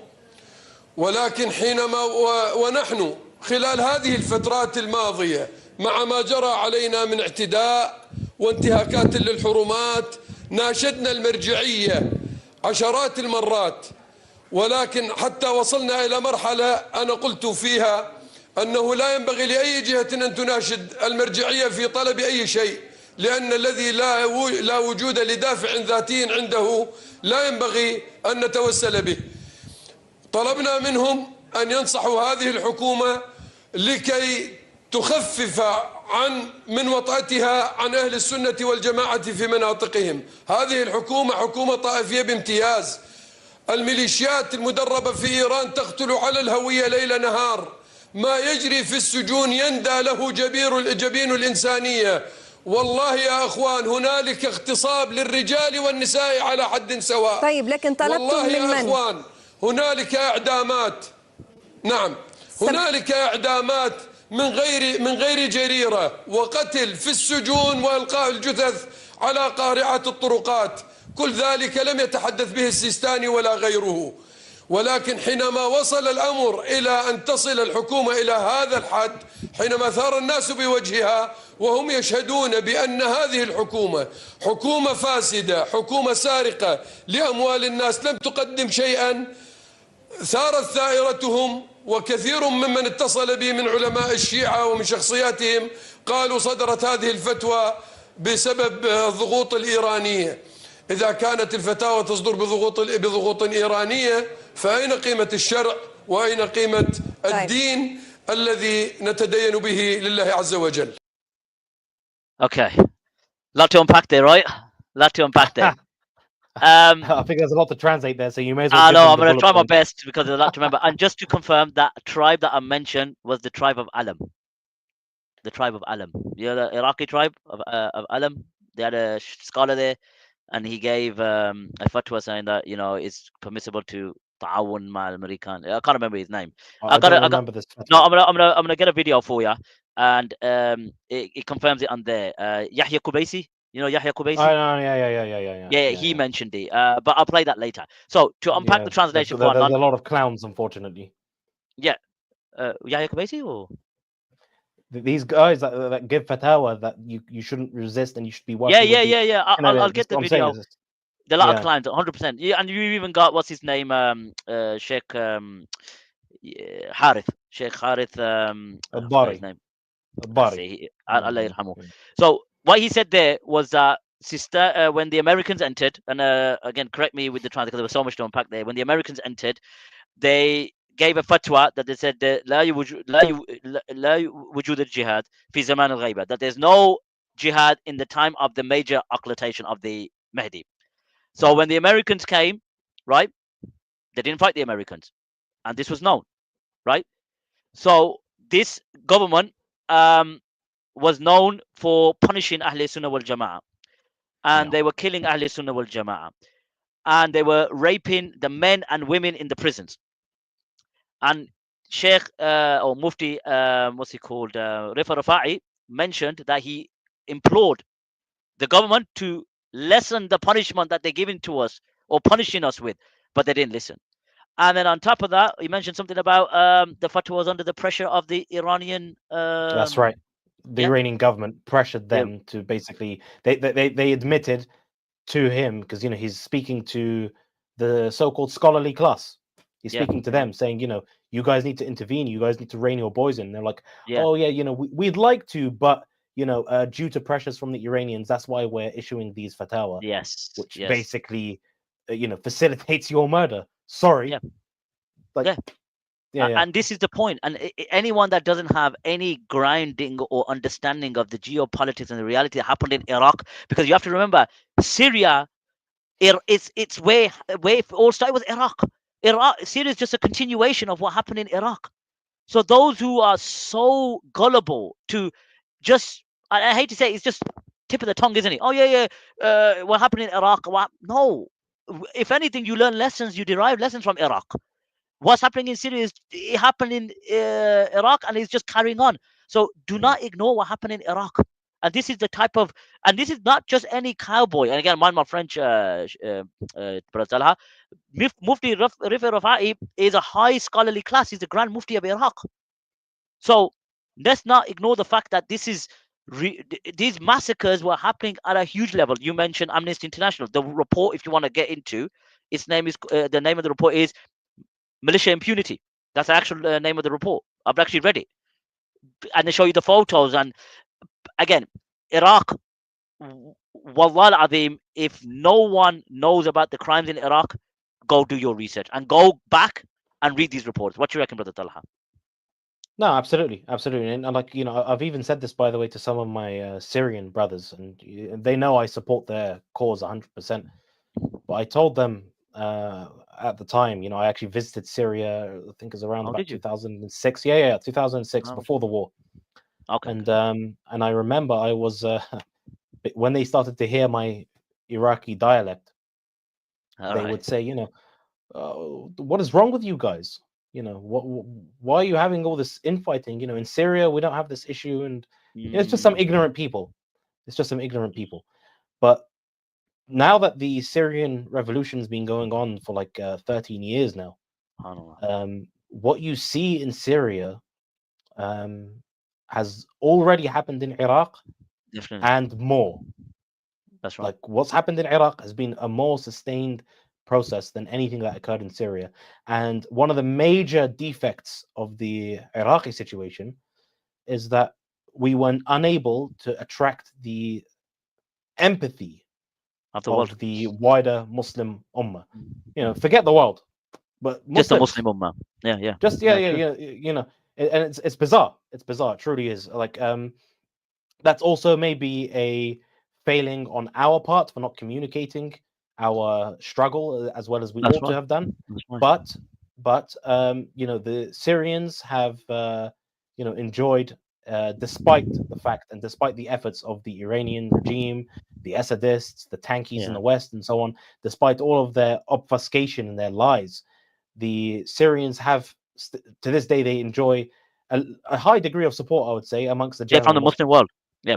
And I think that's also to do with one, the social media growth, and then number two, the prophetic narrations. I speak a lot about charities. Charities abuse these causes because they can use prophetic text to take advantage of the emotions of the people. The Prophet ﷺ said, "Allahumma barik fi shamina," or ila shamina, or kama qal. And then people say, "Oh yeah, a sham," the angel's wings are over a sham. So another video I like to present to you. Have you heard of Ali Shimri? Shimri, yeah. He's a political analyst as well, isn't he? So he mentions a point as well. I'm only going to play a bit of it, but he mentions some vital points about you mentioned. All we're trying to do, brother, is, or to our audiences, is to confirm and to show you that we're not just uttering conspiracy theories. What do you think, Brother Talha? It's not just me and you speaking, and we've got like an anti-Shi'i agenda or anti-Iranian agenda. No, I mean, look, what actually happened. Just as I did in the debate. Everything I say can be sourced. Yeah, ratified. Everything I say can be it can be ratified. It can be examined for yourself. And it's very I left a bibliography in the whole debate. I'm happy to educate people on this, and inshallah ta'ala I'll make more videos, and again you'll be able to see my sources in those videos, inshallah ta'ala. So let's play this clip as well. So just sort of it collaborates what me and brother Talha are saying. صار انه انظروا ماذا فعلت الحكومة. جاءت الاحداث الطائفية عام 2006 قضت على اي امل ممكن تتحسن. عام 6 انتهى الموضوع خلص. الحكومة مشتركة في ذبح السنة، وتم قالة إبراهيم الجعفري بضغط من السفير الأمريكي في الوقت، لأنه هذا الرجل مسؤول عن إطلاق يد القوات الحكومية في ذبح السنة أثناء الحرب الطائفية. هذا اللي ما يعرف الأحداث. ألم يكن ممكنا لساسة السنة هؤلاء الذين تتحدث عنهم المؤثرين الأقوياء إذا جازت العبارة أن ينجحوا في إقامة معادلة توازن مع المكون الشيعي في العراق الساسة حتى بعد الحرب الطائفية؟ يعني شوف الساسة السنة جاءوا نتيجة محاصصة. هذه المحاصصة أخلت بالوضع العراقي كله. لما جاء الأمريكان قالوا حصة السنة في العملية السياسية 20%، والأكراد أقل. Okay, it gets lengthy. I've got the whole talk. It's about 15 minutes. Very good, very good. So what he's emphasized on the Harb al-Ta'ifiyah, the civil war in 2006. The government was involved or shared in the killing of this of Al-Sunnah wal Jama'ah in 2006. They shared in this and backed by the Iranian proxies. He mentioned an individual called Ibrahim al-Ja'fari. Who is he, Brother Talha? Who he mentioned who actually was the one that was Ibrahim al-Ja'fari actually at one point held the prime ministry. So he's a member of the Da'wah party. Later on, he became foreign minister. In Iraq, we have an encyclopedia of jokes about how idiotic this guy is. Like the stuff that he says, the speeches that he gives, it's just like embarrassing. It's embarrassing. And I actually had the great displeasure of seeing him in London. Oh, great. When he came to an event in which I was invited at the Royal United Services Institute. And if you ask him where his left ear is, he'll, point to the right. He'll kind of go. Oh, so like this. He's docile. Yeah, he's docile. No, he doesn't. He can't. He has an inability to speak directly and honestly. Let's put it that way. Okay. So Shi'ism in a nutshell, then basically. More or less, yeah. So I got one more clip, and after that, all my clips are done. It's about what I mentioned earlier about again not just the Shi'i about a tribe in Iraq, and the brother put it up as well. But I want you to listen to it as well, so you'll recognize the person in general who we're talking about, the tribe. بعد دخول الامريكان زين لديهم رجل سلفي داخل مدينة العلم اسمه أبو منار العلمي. هذا اخترع لهم فتوى مع دخول الأمريكان زين بجواز التعامل مع المتغلب، وأصدر كتاب بهذا الشأن. فكل بيت الجبارة مع أهل العلم صاروا ويا الأمريكان بشكل صريح، ثم أصبحوا صحوات، ثم أصبحوا حلفاء للمالكي، والآن هم حلفاء للحشد الشعبي. لا يمثل هؤلاء السنة، وبالتالي محاولة الحديث عن وضع العلم الخاص. Okay, so that's the tribe. No, this is yeah. Jubari. Talking about Jabur. Jabur. But Jabur are not. There's many honorable Jaburis. I'm going to say outright. Okay, as a disclaimer. As a disclaimer. Yeah, yeah. Like and as for Abu Manar al-Alami, I know who you're talking about now. Yeah, it was I didn't hear you clearly. This guy is an absolute joke. I'll have to censor my speech gratuitously. Me too. I've read his book, by the way. I downloaded his book, believe it or not. I actually downloaded his book. Did it cause you brain damage? I didn't sleep for about 2 days. Yeah. This guy, look, this is what's hilarious, actually. You know how Daniel always criticizes the Madkhalis and Madakhila? Yeah. This guy is basically a Madkhali for the Iranians. Yeah, so, he's 100%. Him and Daniel would get along like a house on fire. They'd love each other. Subhanallah. So in terms of Syria now, because I don't want to make this too lengthy, because I did this intentionally with Talha. Why? Because everyone knows what's happened in Syria when what happened in Der'a, what happened in Halab, what happened in Hims. We know. It was all over our screens. May Allah aid them, and may Allah give them victory, as well as our Palestinian brothers against the Zionist Adu. And Iraq, as you said, I'm not saying intentionally, by the way, but I believe not many people know about it. not many people know about the reality that happened in Iraq. It was absolutely, you know, you can't put into words what happened in Iraq and Syria. So now that we're obviously moving on from Iraq, but we never ever forget what happened in Iraq. Just get that out there. We will never ever forget what happened in Iraq. And anyone that is, in the 2000s, who were born in the 2000s and listening to this particular live stream between me and Brother Talha, go do your research. Watch documentaries of what they did in Iraq, and you would see that this so-called alliance that people are shouting, considering what's happening in Palestine right now, it's a absolute joke. And my friend, I could use more, direct words, but I'll say it's BS. It's BS. It's just a joke. So Syria, Brother Talha, what's your take on developments that's happened in Syria with the Shiite militias and these Iranian-backed militias, as well as the Iranian Revolutionary Guards that were operating in Syria? What could you I mean, tell the us about Iranian the Syrian conflict? Revolutionary Guard Corps, the Iranian Revolutionary Guard Corps was in Syria from day dot. They were there from. Okay. There's so much, like I remember even there's Russian reporting, and obviously Russia is an ally of Iran. Yeah, You know, RT. yeah, not just RT, by the way. We're talking about Sputnik and other channels.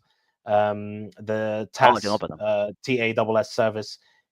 These there's numerous reports that you can find where they mention the IRGC was involved from the very beginning, and they did it sort of in a very cheeky way. So early on in the war, I think it was around about 2012, there was an exchange of prisoners between the revolutionaries and the regime, and amongst the exchange was several dozen IRGC guys, officers, right? And the excuse that was given was, "Oh no, they're retired. Yeah, they just happen to be visiting Sayyida Zainab shrine and some other shrines around Syria." So yeah, there's just this massive amount, dozens of IRGC operatives. They're all recently retired, conveniently. They were all just, casually visiting shrines in a war-torn country, having a shisha in the old Damascus. yeah, just. And then all of a sudden, those appalling Sunnis nabbed them, put hoods over their heads, and dragged them off, for a hostage exchange. Violent. Yeah, it's just absolutely, ridiculous. So they were there from day one. They were helping the Assad regime. They helped the Assad regime set up the Shabiha, the whole National Defense Forces, as they became known, their own Assadist militias. They organized them. They assisted in the transfer of Pakistani and Afghan Shia, known as the Zainabiyun and the Fatimiyun. They brought them thousands of miles away from Syria, across Iranian territory, across Iraq. Again, Iraq is the linchpin in all of Iran's power. They used Iraq as a staging ground, basically, to gather these people, train them, and then send them off to fight and die for the cause of, hilariously, Baathism, which Daniel is apparently opposed to, unless it's in Syria. Which you are. Which I'm not. I'm not a Baathist. I am the Baathist. Yeah. Oh yeah, you are the what's the founding father of the Baath? Michel Aflaq. Michel Aflaq, and the other one, Batayri, what's his name? So you had, I don't know if you Saleh, saw it. Saleh, something like that. His name is the second one. I don't know if you saw it. It was really funny. They tried to, some of his fanboys tried to insult me. So they edited me over the. It's an old painting of Saddam Hussein, but he's not dressed as a Baathist. He's not dressed as a Baathist. He's dressed as a field marshal of the Iraqi armed forces. And let's get this straight. The Iraqi armed forces is not a Baathist institution. In fact, the Baathists were so afraid of the Iraqi armed forces that they, and a possible coup occurring, that they created something called the Jaysh al-Sha'bi, Popular Army. Yeah. So there was an army to counter the army in case there was a coup. Yeah. If they were Baathists, why would you need to do that? Yeah. And this is something that, Daniel, he tried to insult my relatives because they fought in the Iran-Iraq war, and alhamdulillah, they killed thousands of Khomeinists, yeah, of which I'm very proud. Yeah, they're not Baathists. Alhamdulillah, they're religious people. They pray 5 times a day. They believe in Islamic Brotherhood. They believe in love between one another, Arab, Kurd, you name it, they don't care. But Ummah. when it comes to Khomeinists, yeah, and when it comes to Khomeinists, they believe in No. terminating them. So, yeah, Can I I can don't I see ask you that as a what? bad thing.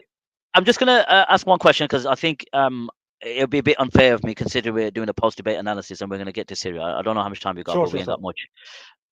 You mentioned Daniel's sister. Now, Mhm. why did you do that? What was the reason to mention his sister? Because that's leaves a bad taste in the mouth, don't you think? If you mention family members, Not really. I mentioned it no. because I needed him to engage his humanity.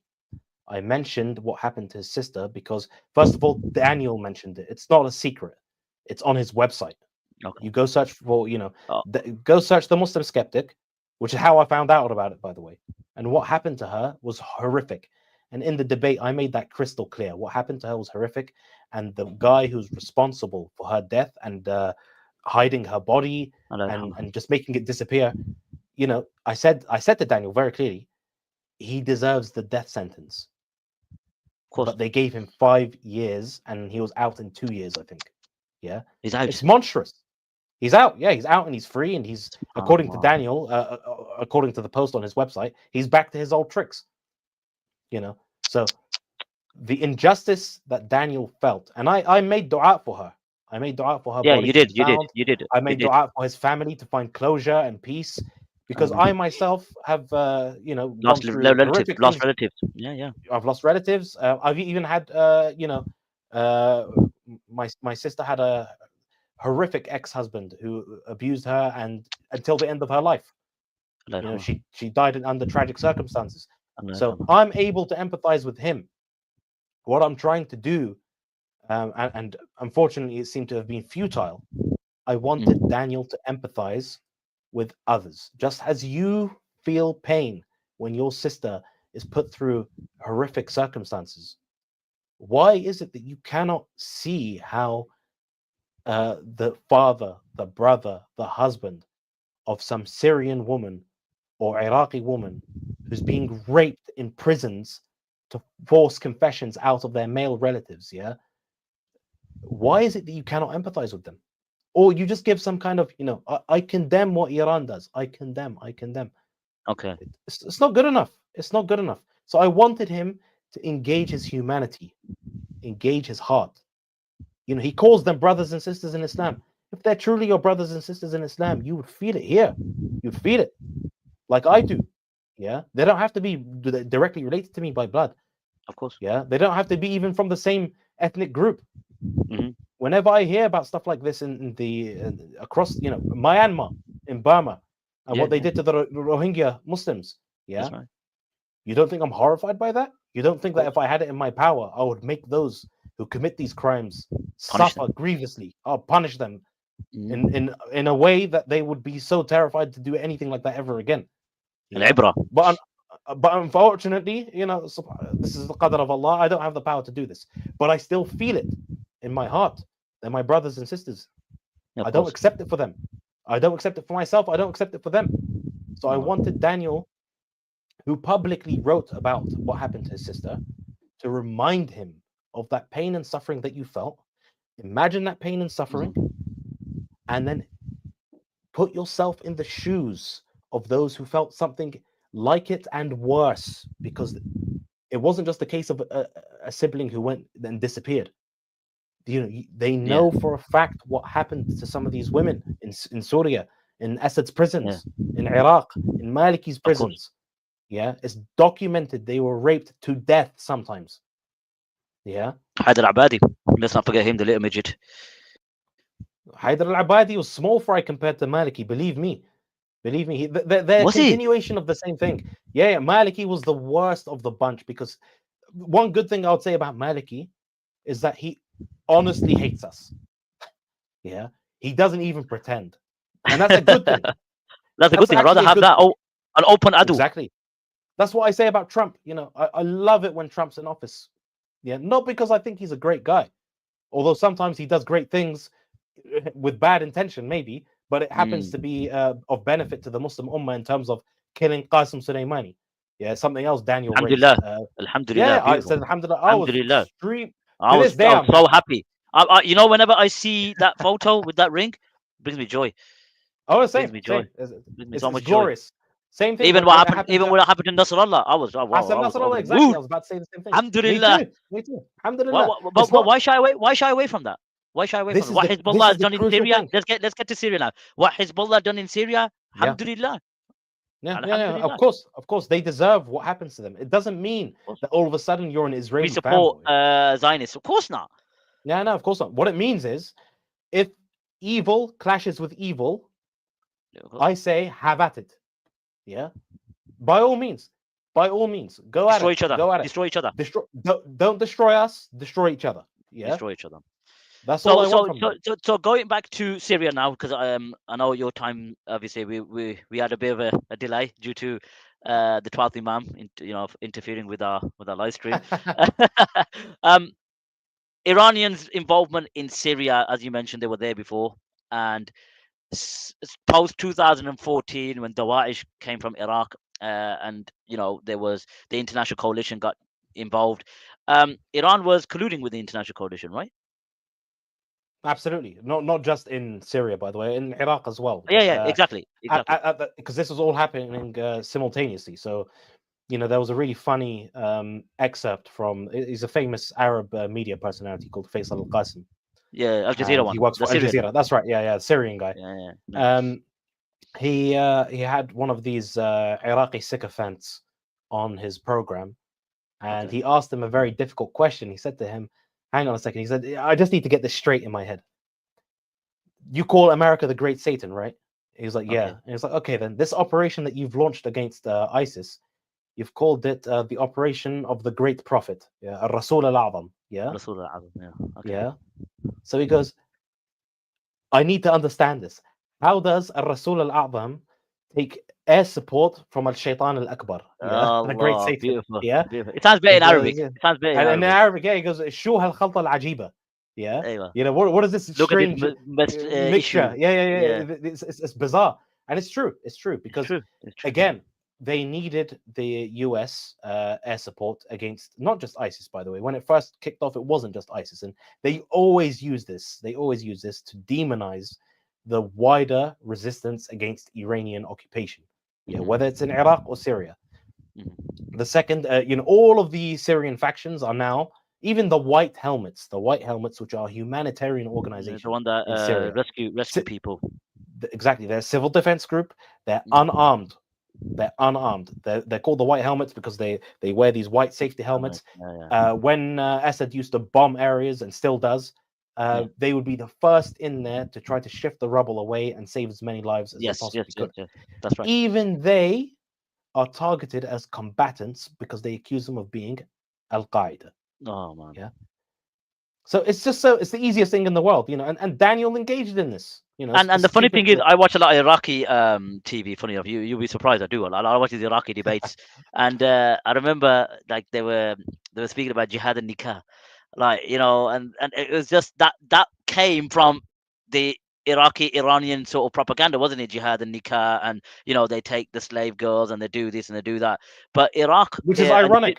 It's ironic that you mentioned that because that's exactly what they do. They actually take when they kill and orphan these Sunni girls. Yeah. They kill their fathers, their breadwinners, and whatever, and they leave their mothers and daughters alive.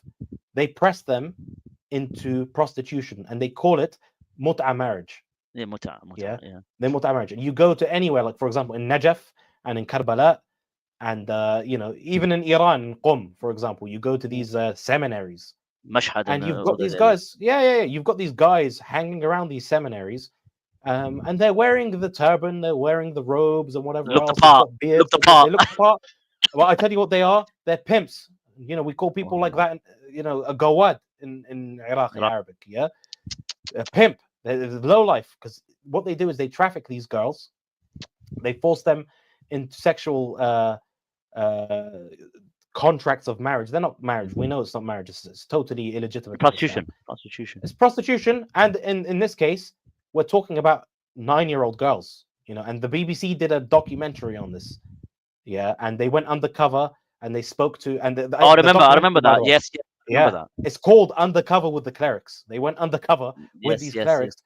and they That was exposed in their Qadami. filthy That was in practices. Qadamiya, wasn't it? In Baghdad. Not just that, they even went to Najaf. Najaf They as went well. like Okay. yeah. So Kadhimiya is a district in Baghdad for those of you that don't know. Yeah. And it's home to the shrine of Imam Musa al-Kadhim, as they call him. As they call Yeah, it. my ancestor, funnily enough. There you Yeah. go. So this Undercover with the Clerics exposed what they do, What they do. showed how And this was known anyway. It just presented it to the world, to the wider world. We know about this. We knew about Exactly. this all along. Exactly. So Syria came, and then the Iranian militias, and the Iraqi militias that went there, they got the blessing from Iran and Iraq, and then just traveled to Syria just like that. Just was like simple. that. Exactly. They didn't need anyone's permission. I mean, they literally just they said to them, the Iranians said to them, the IRGC handlers said to them, right, you're going to deploy in Syria next. Syria now. They were like, yeah, okay, no problem, we'll do that. And this is nothing new though. Like they fought even on Iran's side in the Iran-Iraq war. So we actually had Shi'i soldiers in the Iraqi army, Shi'i soldiers who fought in the army of Iraq under the command of the commander-in-chief, who was Saddam Hussein, right? And then on the Iranian side, you had these. Allah yarhamu. You had Shia who were connected to the Khomeiniist regime, Iraqi Shia, who were connected to the Khomeiniist regime and ideology and believed in it, who were fighting on the Iranian side against their fellow Shia in Iraq. And one example is, and you'll agree with me, Hadi al-Amri, the head of the Badr organization. Yeah. I got a clip of him when he's young, and he said, "Nahnu ma'al imam," and he's young at that time. So you can see the issues that Iran influenced policies that have resulted in destruction. And I'll say this off the cuff, and Brother Talha would agree with me. Iran has done more damage to Ahl Sunnah wal Jama'ah than the Sahayana, more than the Zionist entity, by far. 100%. By far. It's not even a competition. It's not even a competition. Of course, look at the last 13 years in Syria. Look at the last 10 years or 20 years in Iraq. That's 3 decades. Okay, the Zionist regime's been around since 48, but we're talking about in a short space of time. Look how much Iran has destroyed our homes, occupied our lands. Let's just say Iraq has been occupied by Iran. Syria has been occupied by Iran, and Lebanon as well, right? We could add Lebanon in that as well. And Yemen. And Yemen, of course, the Houthis, we forgot, because this is and let's not forget, because I was rightfully criticized about this for not raising it in the debate. Unfortunately, I didn't have time. But the Ahwazi Arabs and the Baluchi Sunnis in Iran. Yes. Yeah, let's not forget their plight. Let's not forget what the Iranian regime does. No, the Baluchis are Sunnis. The Ahwazi Arabs, I thought Ahwazi are Shi'i. A lot of them have become Sunnah these days. And again, it's because they experienced this, the way that the Iranian regime weaponizes Shi'ism is also in the vein of Persian nationalism. Okay. So they experienced this firsthand. They're like, what on earth is this? Hang on a second. We're supposed to be your brothers. No, you're not. You're not our brothers. You're here to serve our interests and our purposes, and that's it. And other than that, we're going to destroy the Arabic language, and that's one of the one of the key things that they focus on. The reason why the Ahwazis feel so hard done by, and rightfully so, is that they try to destroy their culture. They try to destroy their Arab identity, and as a result of this, especially amongst the exile community, many of them, alhamdulillah, adopted Sunni Orthodox true Islam. And even those in Iran as well, many of them have adopted Islam as well. And just going back to the debate now, because obviously we spoke about the geopolitics, which you didn't have the time to do. And alhamdulillah, this has been engaging and educational and enlightening for many of us, even myself included. What do you think? And let's just let me present this in a way where I'm being as fair as possible. Daniel's position, what do you think it stems from? Is it Iranian nationalism?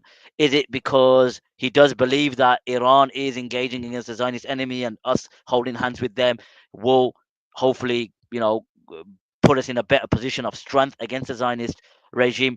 What do you think it is? What was your thoughts? Because you've engaged with him in that. Before I did give him the benefit of the doubt. So last year, and this may not be known to many people, but I actually approached him and he had a squabble with one of my friends who's a Syrian. And at the time, me and him were on fairly decent terms. We weren't friends or anything like that, but we were on good terms, friendly, polite, say salam to one another, exchange messages with one another. Okay. Yeah, so there was some kind of a relationship, even if we weren't, quote unquote friends. So Civil, I said to him, civil. more than civil. Okay, There was interesting. there was a level of warmth there, I would say, Alhamdulillah. particularly from me anyway. Okay. And if he denies that, by the way, I have receipts. So No, let's leave the receipts for today. yeah. So so I gave him the benefit of the doubt, and I approached him. They squabbled about this is him with my Syrian friend. They squabbled about the Syrian issue and the Iranian actions in Syria. And I thought to myself, well, why don't we just have a discussion? The Roman Arab, brother Damascus pods. Is that him? Yes, Abdullah al-Rabat. Yeah, Abdullah Rabat. Yeah, I know him. MashaAllah alayh, he's one of my most beloved brothers. Yeah. Even though me and him, obviously, we haven't spoken in a while, I've got a lot of respect and admiration for that brother. He writes beautiful books, and he is someone that should be followed, and he doesn't get enough attention. Even though we've had issues in the past, but you have to be just to even those you have a friendly disagreement. Of course. With. So yeah, let's get that out there. Yeah. So you were saying, Habib. Yeah. So I was saying. So you were mentioning about the. I tried to arrange a discussion with him. So I said to Daniel, look, Abdullah's my friend. I know him well. He's a good brother. I don't like to see this kind of back and forth between you guys. And for the record, I agree with Abdullah's position, just so that I'm upfront with it. I don't think Iran is a good actor. And I said, why don't we have this discussion? I said, and he immediately privately or publicly? Privately. No, I said let's do it in public because I wanted people to benefit. Okay. Yeah. So there's I thought at the time that we were on good enough terms that we could have a civil discussion, not a debate. Immediately though, his mind went to debate. Yeah, debate mode. Debate mode, and he said, "Oh, we need to have a moderator. It needs to be timed." I said to him, "Akhi, what are you talking about? Let's just sit down. We have a discussion." Yeah. And I said, if you want, even I will moderate it. You know my position already, but I won't get involved. I'll just make sure that things stay civil between you and brother Abdullah. And he was like, no, because you're not impartial, whatever. I said to him, bro, this is not a debate. It's a discussion. We're just going to present. And I said, maybe I'll learn something from you. Maybe you'll learn something from me. So on and so forth. And he kept putting hurdle after hurdle after hurdle. And then in the end, he quoted someone called Bassam al-Zawadi, who's based in the United States, I believe. Yeah, I know him. Yeah, and basically he stated Bassam al-Zawadi's position, which is more or less our position. So I said to him, okay, there's no point of having this discussion then. Yeah. And he said, no, we've clearly got significant divides between us and whatever. I said to him, no, I don't think so. But anyway, long story short, I gave him the benefit of the doubt, and he ducked out of the discussion, and it's clear why he ducked out, because over time, as he became more and more pro-Iranian, openly pro-Iranian, supporting Hezbollah, supporting the so-called axis of resistance led by Iran, don't make me vomit, please. Exactly. And incidentally, by the way, now that Daniel is calling me a Zionist, he's actually calling me a Zionist. Yeah. In his PowerPoint slide in the debate, he said that I defend Zionists and I defend Zionism. Yeah. How? Like the guy. Well, good question. I don't know. But a few months ago, when the Zionists were trying to cancel him from Twitter, I don't know if you remember this. I remember. Yeah, I tweeted in support of him, and he quote tweeted me, and he said, "Jazakallah khairan, akhi Talha," because I defended him against the Zionists who were trying to cancel him. Right? Okay, there you go. That tweet is there. And again, the reason why I defended him is because of the concept of al-wala wal-bara. And I made it clear. I disagree with Daniel, very strongly when it comes to Iran, but I'm not willing to sit back and stay quiet while just because he's criticizing extremist Jews, they're making it out that he's criticizing all Jews. I said this is not acceptable. So I defended him in public. And then subhanallah, you know, this is again one of the signs of a munafiq is when he has a problem with someone, he engages in fujur. Yeah. Which means that he goes to extreme levels, not just vulgarness. It goes beyond that because it's a case of him overflowing and going well beyond what is considered to be a rational, normal response. Even if you've got disagreements with me, you're going to come out and call me a Zionist. You're going to come out and insinuate that I'm some sort of, and then he's, oh, what about? I did a short video mocking this. What about the Saudis? What about the Emiratis? What about this? They're tyrants, deviants, and I got no issues in saying that. If someone's done something bad, I am well known for criticizing it. It's not like I've ever been quiet on anyone.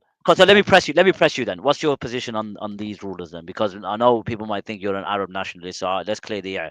Emirat, with their involvement in various Muslim issues, or more notably Sudan and Libya, and their issues with the Abraham Accords and allying with Israel. What's your thoughts on these Gulf rulers? Well, my view on it is quite simple. And again, like, I don't take a black and white view on everything. That this is the way. My problem with some people is that if someone does something bad, it means that they're, that's it. You just totally write them off, and you can't find anything praiseworthy in them. For example, I've got issues with the Saudi government and the way it's been liberalizing. And I was one of the first people when they started building that weird golden cube, saying, what is this? Is this some kind of like inversion of the Kaaba? What's going on here? Yeah, it's something is clearly wrong. And then you've got, for example, like Nicki Minaj and J-Lo and all of these other skanks in the land of the Ba'tha. Haramain. Yeah, you are. Yeah, in the land of the Ba'tha of the Rasul Sallallahu Alaihi Wasallam, where his noble sandals were stepping. Exactly. Out of the wahi. You've got these, disgusting, prostitutes, and they're low lives basically. They're not people that are. And all it is, they're coming for this. They don't care about the Saudi. They just come because they're getting a massive paycheck. That's what it is. Exactly. So and when it comes to the Emiratis, for example, I wrote an article on the Abraham Accords, so-called Abraham Accords. So cool. Yeah, and I criticized it because I was like, the excuse that they gave was, if we engage in this, we'll be in a position to diplomatically lobby for the Palestinians, so we can restrain Israel's excesses. So I remember at the time, not long after the Abraham Accords, there was again more Israeli massacres, more crimes against the Palestinians, more. And I said, they violated Aqsa during Ramadan, and exactly. Well, that was actually what triggered it, because I said, how's that Abraham Accords working out for you? Are you able to influence them? Are you able to influence them? And then someone came out, I can't remember his name now, but there's another one of these YouTubers, and he said, oh, this is another reason behind it is the economic conquest of Israel. Like, who are you trying to fool? Who are you trying to fool? Don't be silly. Yeah. So I've made my stance clear in numerous articles. Okay. So I don't want to get that either, because I wanted to press you, because people are naturally going to say, look, this issue, Talha's very critical against Iran, but he never criticizes the Arab regime. So I emphasize on the Gulf, Khalij. What's funny, by the way, is I also criticize the Khalij, regimes, that is, for actually aiding and abetting Iranian plans in Iraq. Yeah.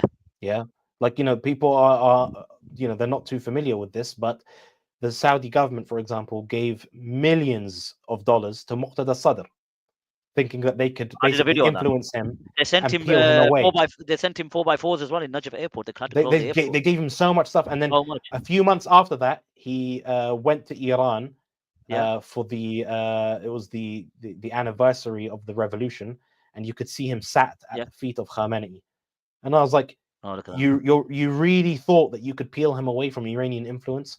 This guy who was literally raised by them, So I have many criticisms of them, but Okay. even though, You have the let, receipts. let You have the receipts first. I want to know. I You got the have receipts. many receipts, many. Perfect. But let's make one thing clear though. Whatever the Saudis and Emiratis have done pales in comparison to what Iran has done.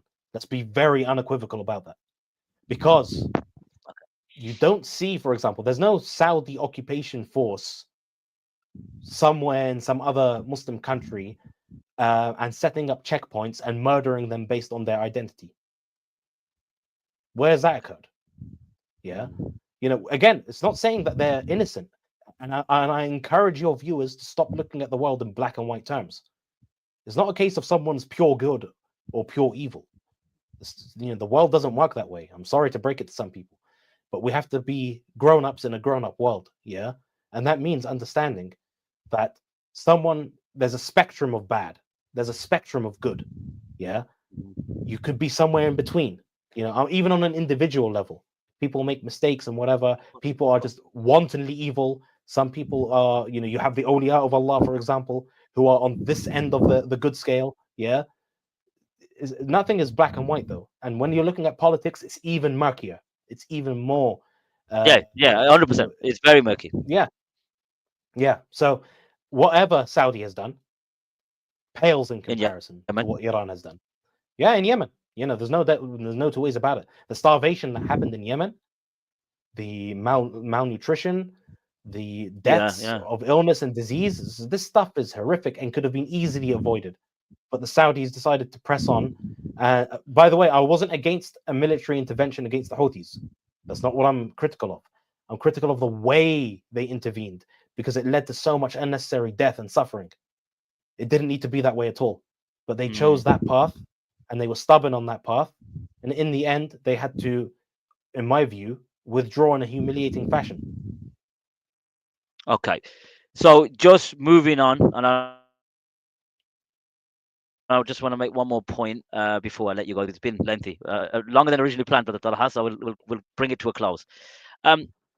Khomeini now, because I got his book here, because there was a part in the debate where Khomeini was mentioned. I think it was by Brother Wissam. And another thing I have to add as well, that Brother Wissam's English isn't the best. Let's be frank, right? No, so he didn't articulate himself very well. And on top of that, he had some problematic tweets. Let's get that wrong, if you take it without the context. But I don't agree with a lot of these positions. And again, the spectrum that he follows probably is why. So I got here Arba'un Hadithan by Khomeini. Oh, Khomeini, should I say. So in his chapter, so in his and this is his book, by the way. This is from the this is from Iran. I got this from Iran, believe it or not. So he mentions about Imama. I'm just showing you how they perceive us. Because remember, he was saying Khomeini, the later Shia, it doesn't account anymore. It doesn't, because they've changed. He mentioned that point. I'm going to raise a point now to show you the Saduqs and the Mufids and the Khur al-Amali and the Tusis and all. Khomeini is no different. Khomeini is no different. He mentioned there that ومن المعلوم أن هذا الأمر. So this Amr here is talking about wilaya. That it's not just regarding the Shia of the Ahl al-Bayt, and it's haram for everyone else. So what he's trying to say, it's inclusive, right? This wilaya. He says, an iman لأن العمل لا يحصل إلا بواسط ولاية علي.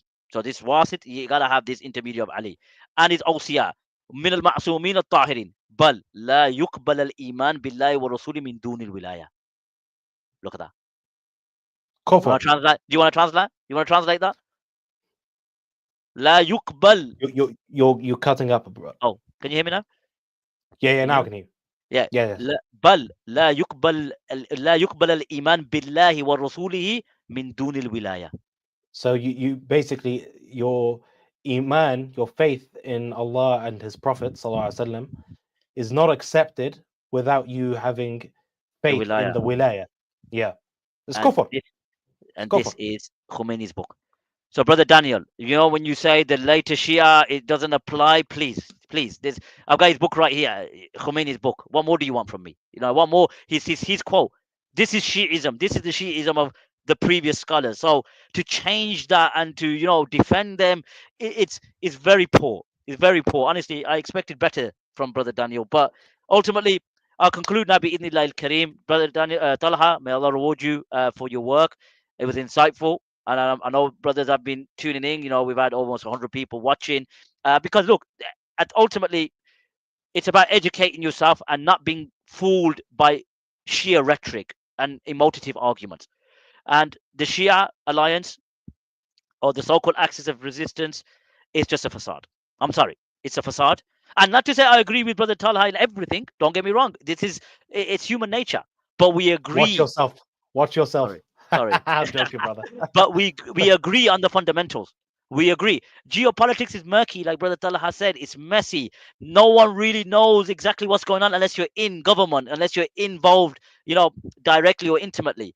So just to summarize, we cannot accept anyone that's promoting, especially anyone with a huge following, especially alliance with Iran, considering the crimes that they've committed over the past 25 just to 30 just years. to conclude this, Akhi, the question of whether they are kuffar or not is actually irrelevant to the point of allying with them, because they could be kuffar, and there are fiqh positions that says that you can ally with kuffar in certain circumstances. Right. It's the question is irrelevant, and I made this very clear in the beginning of my presentation.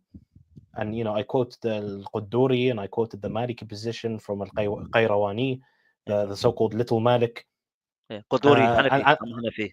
Qudduri al-Hanafi, exactly. So I quoted these. Why? To make it clear that if Iran, for example, was a totally peaceful nation towards us, was not killing us, was not raping us, was not, and it suddenly came up to us one day and said, you know what, we're sick and tired of what's going on in Palestine, and we want to assist you in stopping a genocide against the Palestinian people. We're willing to provide you with whatever. We're willing to even provide men, peacekeepers, weapons, money, whatever. Sure, no problem. The reality, though, is the opposite. And this is worth bearing in mind. They ethnically cleansed the Palestinian community in Iraq. 34,000 Palestinians, reduced to almost nothing today. And they recently passed a law, this is very recent, by the way, within the past week, where the Palestinians are not even allowed to work as taxi drivers. Whereas in the days of Saddam Hussein, in Iraq. In Iraq. So they ethnically cleansed them in Iraq. And bearing in mind, in Saddam's days, they had the exact same rights as Iraqis. The exact same rights. The only thing that they were denied is Iraqi nationality, and that was to prevent the Israelis from saying, "Oh, well, they're actually Iraqis." Oh, so to strip them from the land. Yeah. No, you're Palestinians, but you're allowed every right: free education, free healthcare, working in any sector, including the military. By the way, you have Palestinian officers of the Iraqi army. Is he going to call them Ba'ath slaves? And these guys actually fought, by the way, in Lebanon. So they were deployed latterly into Lebanon. Wow. In 1982. They fought with distinction. And they fought against Iran, something he doesn't like. So to conclude, Brother Talha, I'll allow you to end this live stream. Any words, any advice to our viewers regarding the topic at hand? And do you have any messages to our brother Daniel, or message to our brother Daniel to conclude? I said what I need to say to Daniel. I'm not going to say anything more than that. I've made my points clear. The only way, like I said, he couldn't fight me on the facts, so he decided to mudsling and try to character assassinate me. Anyone who watches that debate will see that he absolutely got his rear end handed to him, and it's because he engaged with a scholar of the field. It's not a case of one dimwit versus another. And the only reason why I engaged him was because of his tabligh, because he was misguiding people. That was the only reason why I engaged him, not because I thought he was my equal. Not in this topic, not in this world, not in this life. But what I encourage your viewers, inshallah ta'ala, is to, first of all, not forget the innocent victims of Iran, whether it's in Balochistan or Ahwaz or Iraq or Syria or Lebanon or Yemen or elsewhere. Don't forget them from your dua. That's the first thing. And don't forget the victims of any oppressor from your dua, irrespective of who they are. They don't have to be Iranians. There are many oppressors in the world. Let's not forget the Uyghurs in China, for example, the Rohingya under the Burmese government. Yes. Kashmir, of course. Kashmir is a long-standing issue, and it needs resolution, and it can only be resolved by us engaging in politics in an intelligent fashion. Don't be drawn in by these emotive, ridiculous arguments that, oh no, we're really brothers and sisters in Islam.